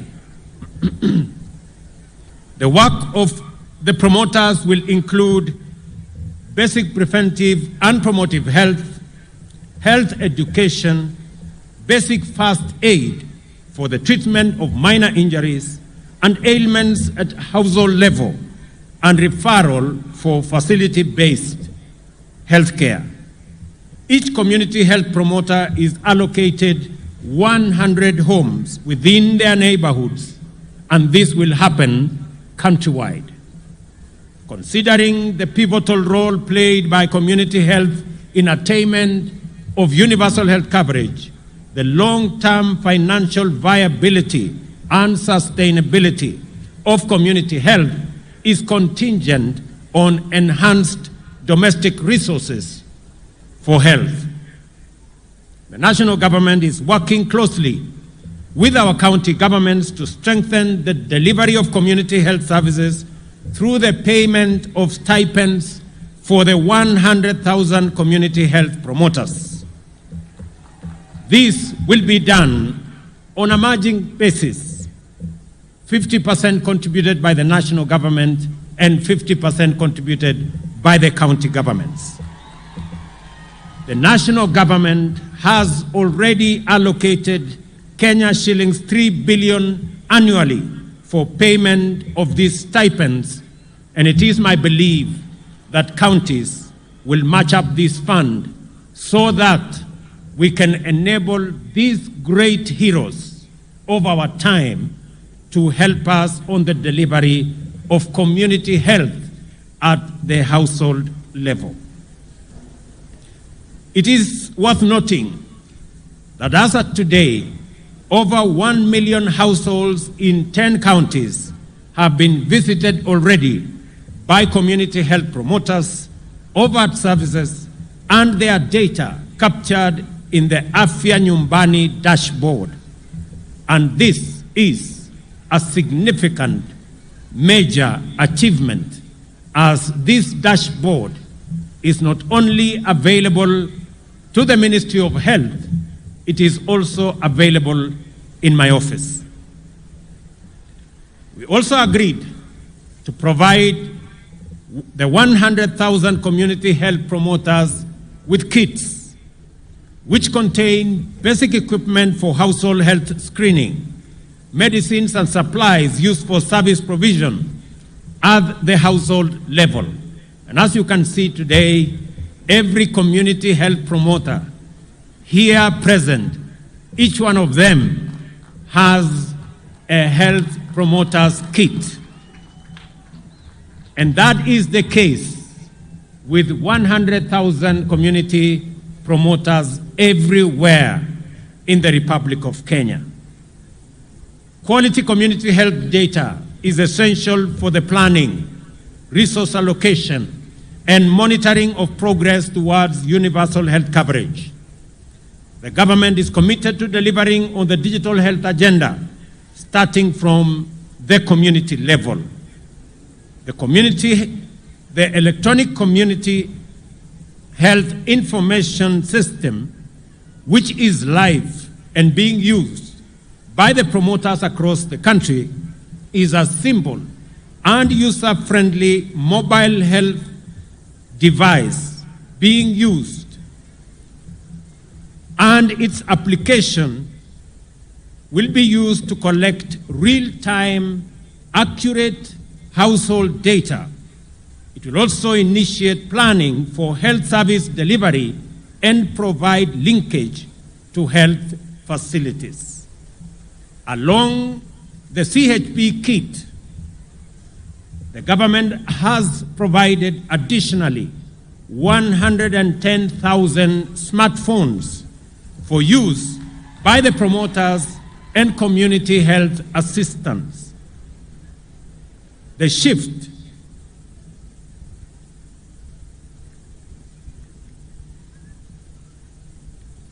from curative to preventive health will further be strengthened by the promotive services provided by community health promoters at the household units and integration of preventive services at the primary health care level.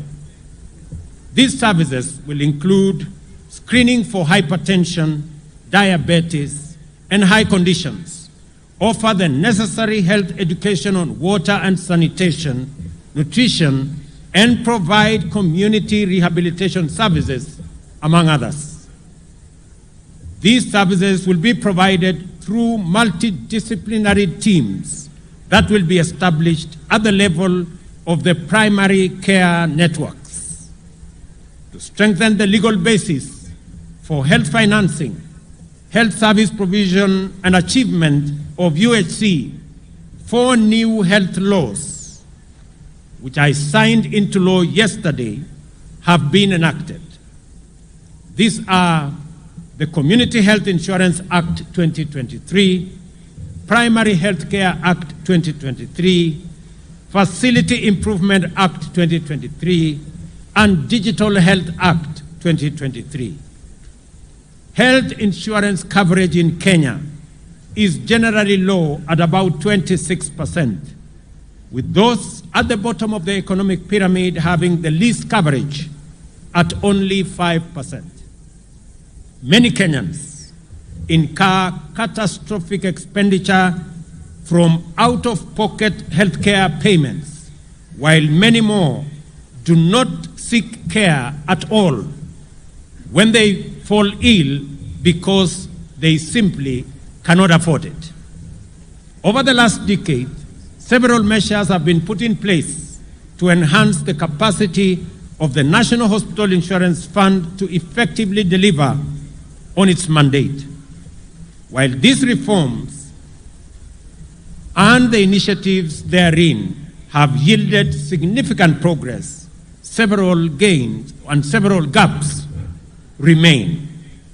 Recent analysis show that, among others, the NHIF operates as a passive rather than a strategic purchaser of healthcare. It is plagued by inefficiency and governance challenges and is potentially, unless addressed, financially unsustainable. It is against this backdrop that the government proposes a paradigm shift in the provision of social health insurance in the new Social Health Insurance Act 2023 that provides for formation of a social health authority which will repeal the current National Hospital Insurance Fund Act 1998. In our plan, I promise a fully publicly financed primary health care system, an emergency care fund, and a health insurance fund that will cover all Kenyans. This promise is delivered through the enactment of the new Social Health Insurance Act, which, among others, establishes the publicly financed primary health care fund, a fully publicly financed chronic and emergency and critical illness fund, and the social health insurance fund, and access to health care from now henceforth will no longer be based on ability to pay. It will be based on the health needs of every Kenyan. We are implementing a per household payment system where a flat rate applies to everyone regardless of their income. Consider this, for example. Previously, an individual earning 10,000 had to pay Kenya shillings 500 for NHIF, a hefty 5% of their earnings. On the other hand, those with a salary of 100,000 or more contributed 1,700, a mere 1.7% of their income. Astonishingly, even someone with monthly income of Kenya shillings 1 million, like William Ruto, the president, paid the same amount of 1,700, which translates to a paltry 0.17% of their substantial earnings. This bizarre setup meant that low-income earners, mamambogas, and bodabodas were effectively subsidizing high-income earners like myself. The Social Insurance Fund corrects this anomaly and makes sure that every citizen pays for health a percentage of their income, an equal percentage of their income, so that we can equalize the fortunes of every citizen with respect to access to health. The Social Health Insurance Fund also signifies a shift to increased use of domestic resources for health financing and a sustainable approach, especially at a time when resources from donors and development partners are dwindling. The healthcare system in Kenya is largely focused on curative services at the expense of preventive and promotive services. This has occasioned inequity in financing, which has disadvantaged primary healthcare uptake and promotion. The government's mission is to build a progressive, responsive, and sustainable healthcare system for accelerated attainment of the highest standard of health for all Kenyans. The funds allocated to public health facilities have substantially reduced over the years, as they are directed to the county revenue fund and are rarely reinvested into the facilities. The lack of autonomy in public health facility management and financial control has led to increasing fragmentation, poor service delivery, deteriorating health outcomes, reduced efficiency, access, equity, financial risk protection, and also insignificant transparency and accountability. The Facility Improvement Financing Act corrects this situation and aims to structure the process and guide the counties on how to provide for retention, management, and use of revenue derived from health-related services rendered at public health facilities. The Act seeks to ensure a unified approach for health facility finance and management autonomy, where public health facilities are able to retain their funds and have autonomy to operate their facilities based on their priorities. This will improve availability of resources at the facility to provide adequate and equitable quality health services, increase efficiency, and thus improve health outcomes for all Kenyans. Kenya has made significant strides towards digital transformation, with many sectors leveraging on technology to enhance implementation of digital products and services. The health sector has made steady progress in digital technology transformation through implementation of digital solutions to manage and share and use data. However, the adoption of technology has been uncoordinated and characterized by fragmented implementation, with health sector actors not adhering to basic digital health standards, guidelines, recommendations, and digital development principles. These technologies have affected how health data is managed, resulting in multiple systems that have limited ability to exchange data. The Kenya Kwanza Manifesto identifies digitization as a pillar for the health sector to achieve universal health coverage.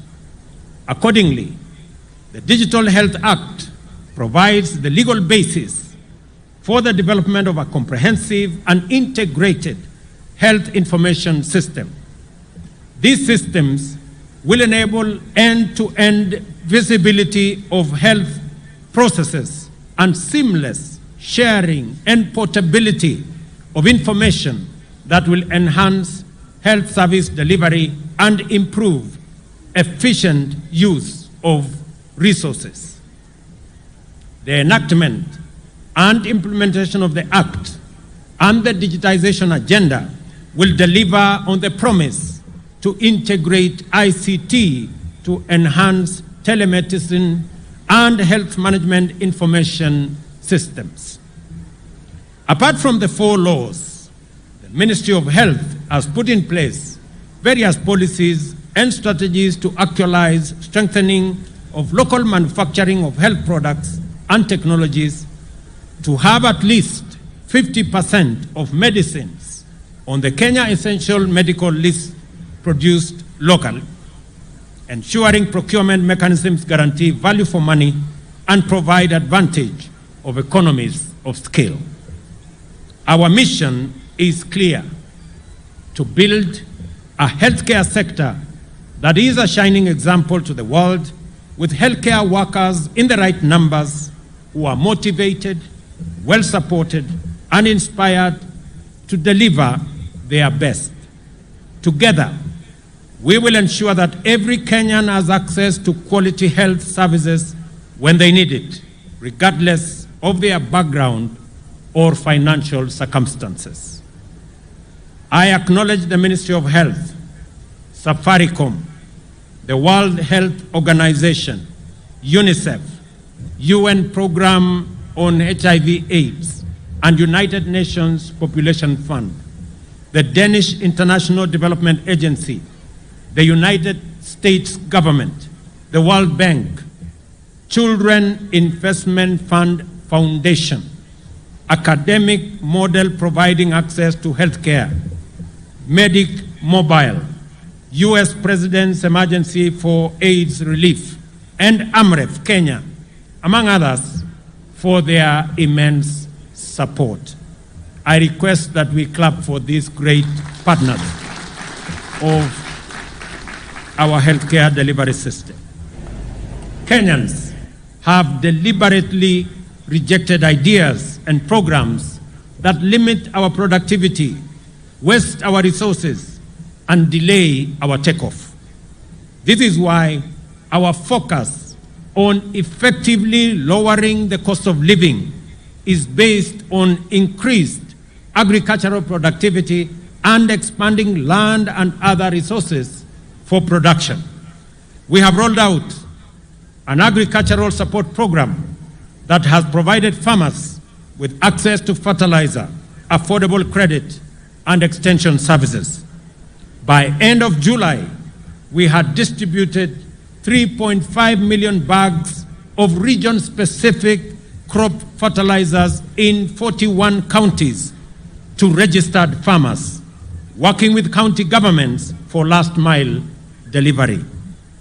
For the first time in Kenya, fertilizer was distributed on the basis of acreage and the crops that farmers produce via a digital e-voucher platform. The results of this program are evident across Kenya. We have placed over 200,000 acres under cultivation, which is more than last year. We are looking forward to a bountiful 44 million bags from the long rain season and 61 million bags overall for both seasons, marking an impressive increase of over 40% in relation to last year. Fertilizer support for the short range crop is now available at National Cereals and Produce Board depots for regions that planned in this season, including central Kenya, eastern and western parts of the country.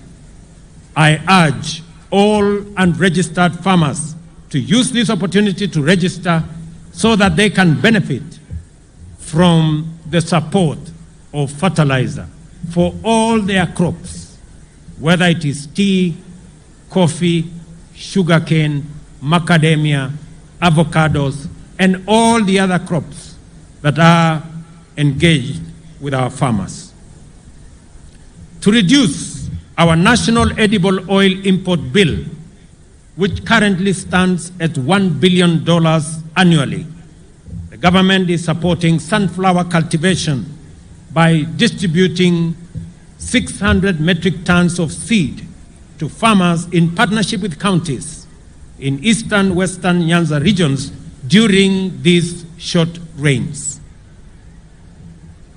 It is important that we are working with counties on other oil crops to deliberately reduce our import bill on oil and edible oil requirements for our country.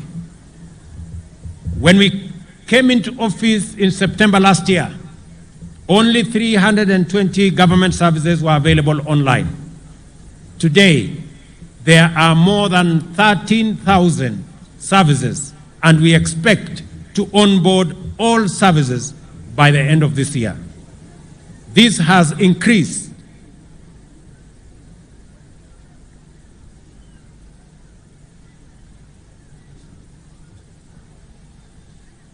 efficiency.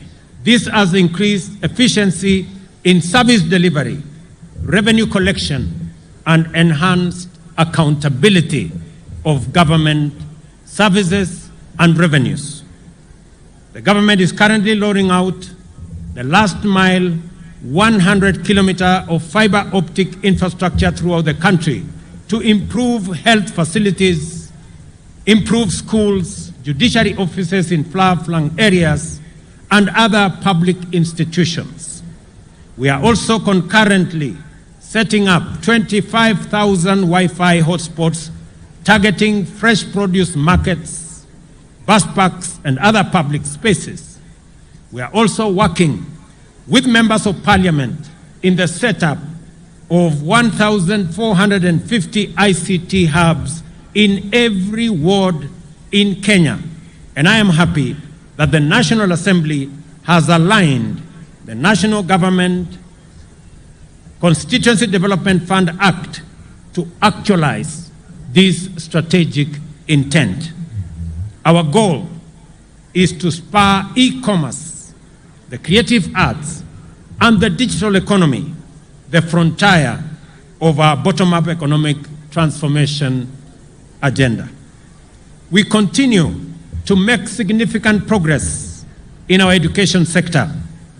Immediately after assuming office last year, we ended months of uncertainty by resolving that junior schools be domiciled in our primary school setup. We have reduced the teacher shortage by hiring more teachers. In the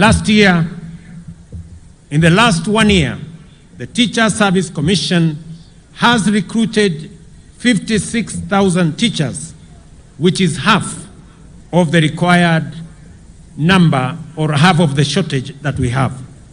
This is the highest recruitment in the history of the Commission in 1 year and the largest such exercise in Kenya's history. We intend to close the gap on teacher shortage in the coming 2 years. Further, in keeping with government's policy to equip Kenyan youth with practical skills and competencies, we are working with our TVETs to ensure that another 2,000 TVET college tutors are hired to support our TVET education that has increased from 90,000 8 years ago to 350,000 currently. I am also happy to note that we have concluded with the government of China the supply of equipment for another 70 technical training colleges in Kenya that will ensure that more young people have access to gadgets and tools that will improve their acquisition of knowledge and skills to be able to be job ready as we march forward into the future. In a transformative shift, we unveiled a new funding model for higher education and technical and vocational training that guarantees needy students free college studies. The funding comprises government scholarship, government loans and bursaries, and household support. Through this model, we have raised the funding per student by 40%, and we have now eliminated the tragic situation of many of our universities that were steeped in huge debts because of underfunding that had become the norm. Housing is a revolutionary agenda that will have an extensive impact across the economy. At scale, the affordable housing program will create jobs for our young people, expand the manufacturing of construction products and materials, and enhance economic activity across many sectors. The construction of 46,792 units is already underway, and another 40,000 units are ready to commence construction in the next few days. Architects, engineers, quantity surveyors, masons, electricians, plumbers, transporters, steel factory workers, cement factory workers, and hardware merchants will be engaged in this transformative construction housing enterprise to construct 200,000 housing units annually. The construction of one unit, for the record, creates between 3 and 5 jobs directly and 5 to 8 jobs indirectly. More jobs will be created with the formalization of the Jua Kali clusters that will provide products such as doors, windows, and hinges for this program. I stand before the people of Kenya to express my pride and admiration for all Kenyans who have risen up to the challenge of the moment, seized opportunities that came up as we deliver our commitments and implemented the bottom-up economic transformation agenda. These enterprising ethos, the hustling spirit, and the motivation to do your part in making this country move forward is all, and it is heroic. Therefore, let us dedicate ourselves to nation-building endeavors, assured that as long as we are implementing the bottom-up economic transformation agenda, your government stands with you and will walk the road of growth and development with every Kenyan until we accomplish our purpose and fulfill our mission. Wacha niseme hivi kwa Kiswahili. Leo tumetumia Mashujaa Day ya mwaka huu kwa jambo la muhimu sana ambayo inahusu Wakenya wote. Jambo la afya. Vile nimewaeleza, tumekuwa tukitafuta mbinu, jinsi na namna ya kuhakikisha ya kwamba afya inamfikia kila Mkenya na afya isiwafikie wale wako na uwezo peke yao, lakini ifikie kila Mkenya, kwa sababu maisha ya kila Mkenya ni ya muhimu kwa Wakenya wote. Na ndio tumesema tunabadilisha sheria. Jana niliweka sahihi sheria 4 mpya ambayo itatumika kuendesha mambo ya afya ambayo itafikia Wakenya wote katika taifa letu la Kenya. Tunaanza na hawa community health promoters. Hawa mashujaa wamekuwa wakifanya kazi ya afya kama volunteers kwa miaka nyingi. Na ndio tumesema tukienda mbele, kwa sababu hawa community health promoters wamefanya kazi ya muhimu, sasa tutawapatia vifaa. Jambo la pili, tutahakikisha ya kwamba watapata malipo kwa kazi mzuri wanayofanya kwa afya katika taifa letu la Kenya. Na jambo la pili, sheria mpya ambayo tumetengeneza itaturuhusu na itatupatia nafasi sote kama Wakenya kuchangia kwa mambo ya afya. Nataka niwaeleze ndugu wa Kenya mambo matatu ya muhimu kwa hii mfumo mpya ya afya ambayo tunazundua leo. Ya kwanza,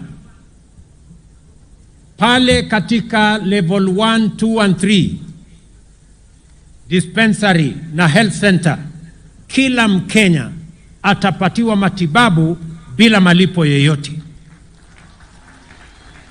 Na gharama ya matibabu katika level 1, 2 and 3, gharama yake italipiwa na serikali ya Kenya kupitia kwa ile fund ya primary health. Jambo la pili, pale katika dispensary yako ya nyumbani na katika health center yako ya nyumbani, sasa Wakenya watajumuishwa katika usimamizi wa ile facility. Nyinyi katika kijiji yenu katika mtaa wenu, nyinyi mtakuwa na kamati ya kushughulikia mambo ya afya katika dispensary yenu, katika health center yenu. Ndio kama hakuna dawa, nyinyi wenyewe mutashughulika, mjue na mtupatie habari ya kwamba hakuna dawa katika hii hospitali, ndio Wakenya waweze kupata nafasi ya kupata afya katika mahali karibu pale nyumbani. Kwa sasa Wakenya wengi wanaenda kwenye hospitali yenye iko mbali kwa sababu ile dispensary iko hapo karibu, haina dawa, haina wauguzi na haina service. Na ndio tunasema hivi, sheria yetu ya pili ni kuhakikisha ya kwamba kila facility, kila hospitali, kila dispensary, kila health center watakuwa na pesa zao, na pesa ya facility yenu haitapelekwa katika facility ingine na haitapelekwa kufanya kazi ingine yoyote. Itatumika katika hiyo facility yenu.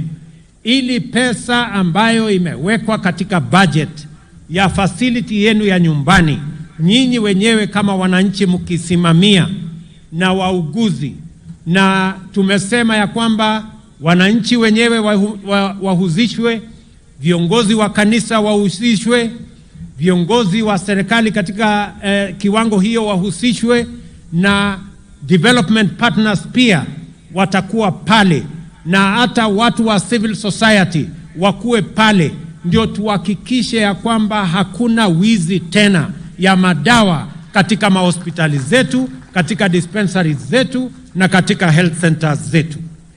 Vile vile wananchi wengi wakipata ajali, wakipata hali ya dharura, wakienda hospitali wanaambiwa wewe huna card, wewe huna uwezo wa kulipa.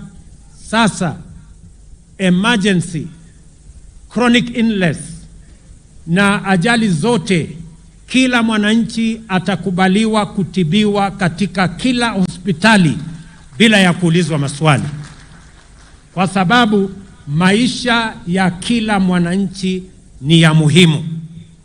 Wananchi wengi wananiuliza kwamba wale hawana uwezo wa kulipa NHIF ama wa kulipa sasa ile card ambayo ni ya Social Insurance Fund itakuwaje? Wacha mimi nitangaze katika hafla hii ya kuzindua afya nyumbani kwamba kila mwananchi atalipa kulingana na mapato yake, na yule mwananchi ambaye hana uwezo, serikali ya Kenya itakulipia card ya hospitali. Kila Mkenya atakuwa na Social Insurance Fund card, na wewe utaenda hospitali na utatumia hiyo card, either umejilipia mwenyewe ama umelipiwa na serikali, ili uweze kupata matibabu katika level 4, level 5 and level 6. Kwa hivyo kila Mkenya, either utaenda katika level 1, 2 and 3 na upate matibabu bila malipo, ama uende level 3, level 4, 5 and 6 na utumie kadi yako kupata matibabu. Na kila Mkenya, ndio tumesema hakuna Mkenya ataachwa nyuma. Ile maneno ya zamani, wewe unaenda kwa facility ya hospitali unaambiwa kadi yako imefika mwisho. Sasa hii kadi ambayo tutawapatia haitakuwa na mwisho, kwa sababu maisha ya kila Mkenya ni ya muhimu. That card will make sure that if the limit is reached, then the chronic and illness fund will kick in and every Kenyan will be attended to. Hakuna Mkenya atafukuzwa hospitalini kwa sababu ya mambo ya malipo tena. Tunataka tuhakikishe ya kwamba kazi hiyo inafanyika. In conclusion, allow me to celebrate Kiprugut Chumo, the first Kenyan to win an Olympic medal, the first to win an Olympic medal by renaming this Kericho Green Stadium after him. I think he deserves it. Let me also say, for the people of Kericho, thank you very much kwa kutukaribisha katika mji wenu wa Kericho. Kwa niaba yangu, wacha mimi nirudie. Kwa niaba yangu na sote tuliokuja hapa kuomba kura zenu, deputy wangu akiwa hapa, viongozi wale wengine wote wakiwa hapa, kwa watu wa Kericho tunawaambia asanteni sana kwa kura zenu. Watu wa Kericho, narudia, asanteni sana kwa kura zenu. Biga Kericho, kale hii, kale gongoi missing. Jambo la pili, hapa Kericho, mimi niliwaeleza pale mbele ya kwamba mji wa Kericho hauna ardhi ya kufanya extension. Hapa Kericho imesongamana sana.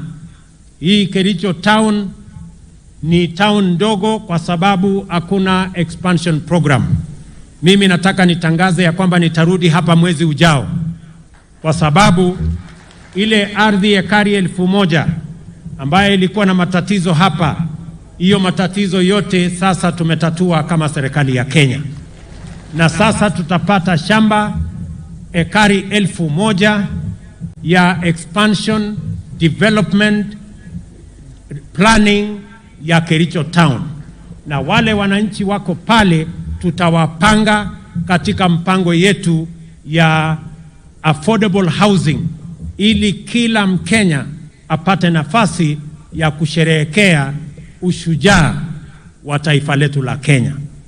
Vile vile nitarudi hapa hivi karibuni kwa mambo yenu ya hospitali, mambo yenu ya damu, kwa sababu haya ni mambo yako katika mipango yetu. We also celebrate Mzee Samuel Kipsoi Ngetich Chepsetion. I know you know him. An incredible entrepreneur who exemplifies the bottom-up story. A class 3 dropout, he pulled himself up through sheer determination to set up the Kipchimchim group of companies whose interests span various industries and employ thousands of Kenyans. Before his untimely death recently, he was working on West Valley Sugar Company that began milling operations last week. Fare thee well, Mzee Samuel Kipsoi Ngetich Chepsetion. You are a great inspiration to many young Kenyans and many citizens of our country, that it is possible to rise up from humble beginnings and make a mark in the Republic of Kenya. Ladies and gentlemen, I want to thank you very much, na nataka niwaulize Wakenya wote mahali popote walipo leo, na niwahakikishie Wakenya wa taifa letu la Kenya ya kwamba nia yetu ni kuunganisha wananchi wote wa taifa letu la Kenya, na niwahakikishie Wakenya kutoka jamii zote, kutoka kaunti zote, kutoka pembe zote za Kenya, ya kwamba hakuna Mkenya atabaguliwa na serikali ya Kenya kwa misingi ya kabila, dini ama siasa. Sisi ni ndugu moja wa taifa moja, with a common destiny as a people of Kenya. Na mimi nataka niwahakikishie ya kwamba jukumu letu, mbali na kuunganisha Wakenya, ni kuhakikisha ya kwamba tunabadilisha taifa letu kwa miradi na mipango ya maendeleo.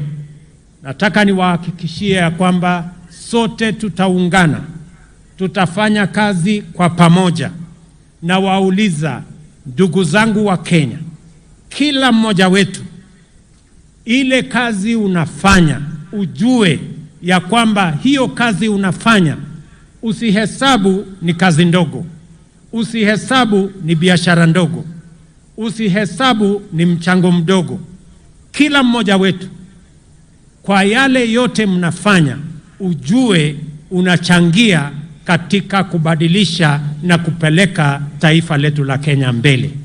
Na tutafanya yale yote yanawezekana kama serikali ya Kenya kuwashika mikono nyinyi mnaofanya bidii, mnaoamka mapema kuchangia katika kufanya kazi na kuendesha taifa letu la Kenya mbele. Nataka niwahakikishie ya kwamba sitarudi nyuma, sitafanya chochote ambayo itazuia Mkenya mwenzetu kufikia atma yake ama kufikia malengo yake. Nia ya serikali yetu, nia ya serikali ya Kenya, mpango ya serikali ya Kenya ni kumwezesha kila mwananchi awe bora kuliko alivyo sasa, muweze kuchangia katika kubadilisha taifa letu la Kenya, katika mahali mnafanya kazini, ile biashara mnafanya, yale yote mnafanya katika sehemu mbalimbali. Na mimi vile vile nataka niwahakikishie ya kwamba nitahakikisha ya kwamba pesa zenu mnazolipa kwa ushuru, kwa jasho lenu, pesa zenu ambazo tunakusanya katika kaunti zetu kwa levies, kwa taxes na kwa njia zingine zote, pesa zenu zitatumika kwa njia inayofaa, haitafujwa, haitaibiwa, wafisadi hawatanyemelea. Na tayari nimetangaza katika taifa letu la Kenya, na mtaona mambo hivi karibuni, ya kwamba wale wote wanahusika na kuiba pesa ya Wakenya na mambo ya ufisadi na mambo ya ukora, mambo yao ni matatu, na nyinyi mnajua vile nimesema. Kwa hivyo, I want to guarantee every citizen of the Republic of Kenya that we will hold your hand as you make your contribution in whatever you are doing, in a small way, in a big way, as a casual worker, as a permanent and pensionable worker, as a worker on contract, as a person waking up early and sleeping late, in driving the wheels of our economy, in pushing the destiny of our country in the right direction, that you have my support, you have the support of the government of Kenya, and we are going to work together towards building one united, democratic, indivisible Kenya. Na mimi nawauliza jameni, tuungane katika kazi hiyo. Mungu awabariki sana. God bless you and God bless our country Kenya. Asanteni sana. Basi niombe kwa heshima sote tuweze kusimama kwa wimbo wa taifa na wimbo wa Jumuiya ya Afrika Mashariki, na wale ambao wamevalia kofia zisizo rasmi tuweze kuzivua kwa heshima.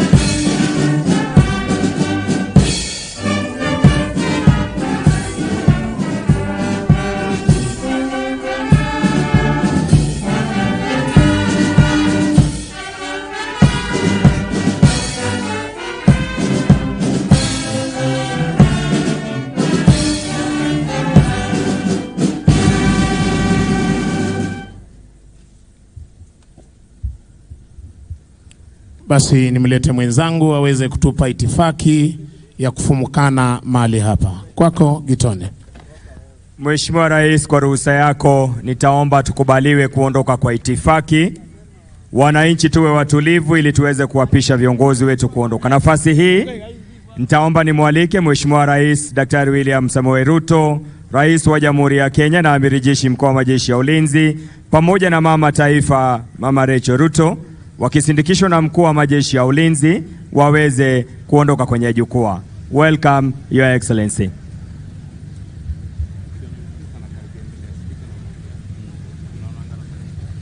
Viongozi wale wengine nitaomba kutulia ili magari yao yanavyoingia tuweze kuwaalika kuondoka. Kwa sasa Mheshimiwa Daktari William Samoei Ruto, rais wetu, Mama Taifa wataondoka kwa sasa.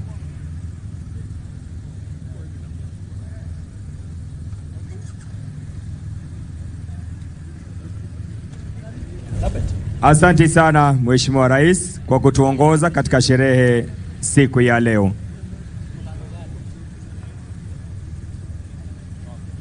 Anaondoka Mheshimiwa Rais, Mama Taifa, na asanteni, nyinyi ni mashujaa. Atafuata kwa karibu Mheshimiwa Naibu wa Rais, Mheshimiwa Rigathi Gachagua na Pastor Dorcas Rigathi. It will be followed by the visiting Foreign Cabinet Secretary from Angola. Asante sana Mheshimiwa Rais. I will invite all the diplomats, the excellencies, ambassadors and high commissioners to remain on dais. Commissioners to remain on dais. Ambassadors and diplomats to remain at the dais, who will have pulled their transport. Mheshimiwa Naibu wa Rais Rigathi Gachagua na Pastor Dorcas wanaondoka. Spika wa Bunge la Kitaifa, Bunge la Seneti na Jaji Mkuu watafuata. Spika wa Bunge la Kitaifa na Bunge la Seneti. Na mtazamaji, tamati ya sherehe hizi za kitaifa za Mashujaa Day ikiwa zimefanyika katika kaunti hii ya Kericho. Huu ni uwanja wa Kericho Green Stadium ambao tayari rais ameweza kupendekeza kwamba jina lake libadilishwe kufuatia kile kilicho ama kufuatia ushindi wa yule mwanariadha kaunti hii ya Kericho, ama anayetoka kaunti hii ya Kericho. Kwa hivyo ni tamati, kama unavyoona ni kwamba msafara wake rais tayari umeshaondoka ukiwa umefuatiwa na ule wa naibu wa rais Rigathi Gachagua. Alafu kisha tulikuwa tunafahamu kwamba aliyekuwa atafika kusherehekea nasi sherehe hizi alikuwa ni rais wa Angola, lakini hakuweza kufika hapa Kericho. Rais akihakikisha ama akifafanua kwamba amefika nchini Kenya, lakini hajaweza kufika hapa, ila waziri wa masuala ya nje ambaye anaitwa Tete Antonio kutoka nchi ya Angola ndiye ambaye ameweza kufika na kujumuika nasi katika sherehe hizi za kitaifa za Mashujaa. Alafu kisha tunaona kwamba kunao msafara unaoendelea kutoka hapa katika uga huu wa Kericho Green. Msafara kunao jaji mkuu, wapo wale maspika wa mabunge, wapo wale wajumbe kutoka nchi mbalimbali na makamishna wakuu katika nchi mbalimbali ambao wameweza kujumuika katika sherehe hizi za leo. Kwa hivyo ndio tamati hiyo, lakini ni yapi ambayo yamesemwa?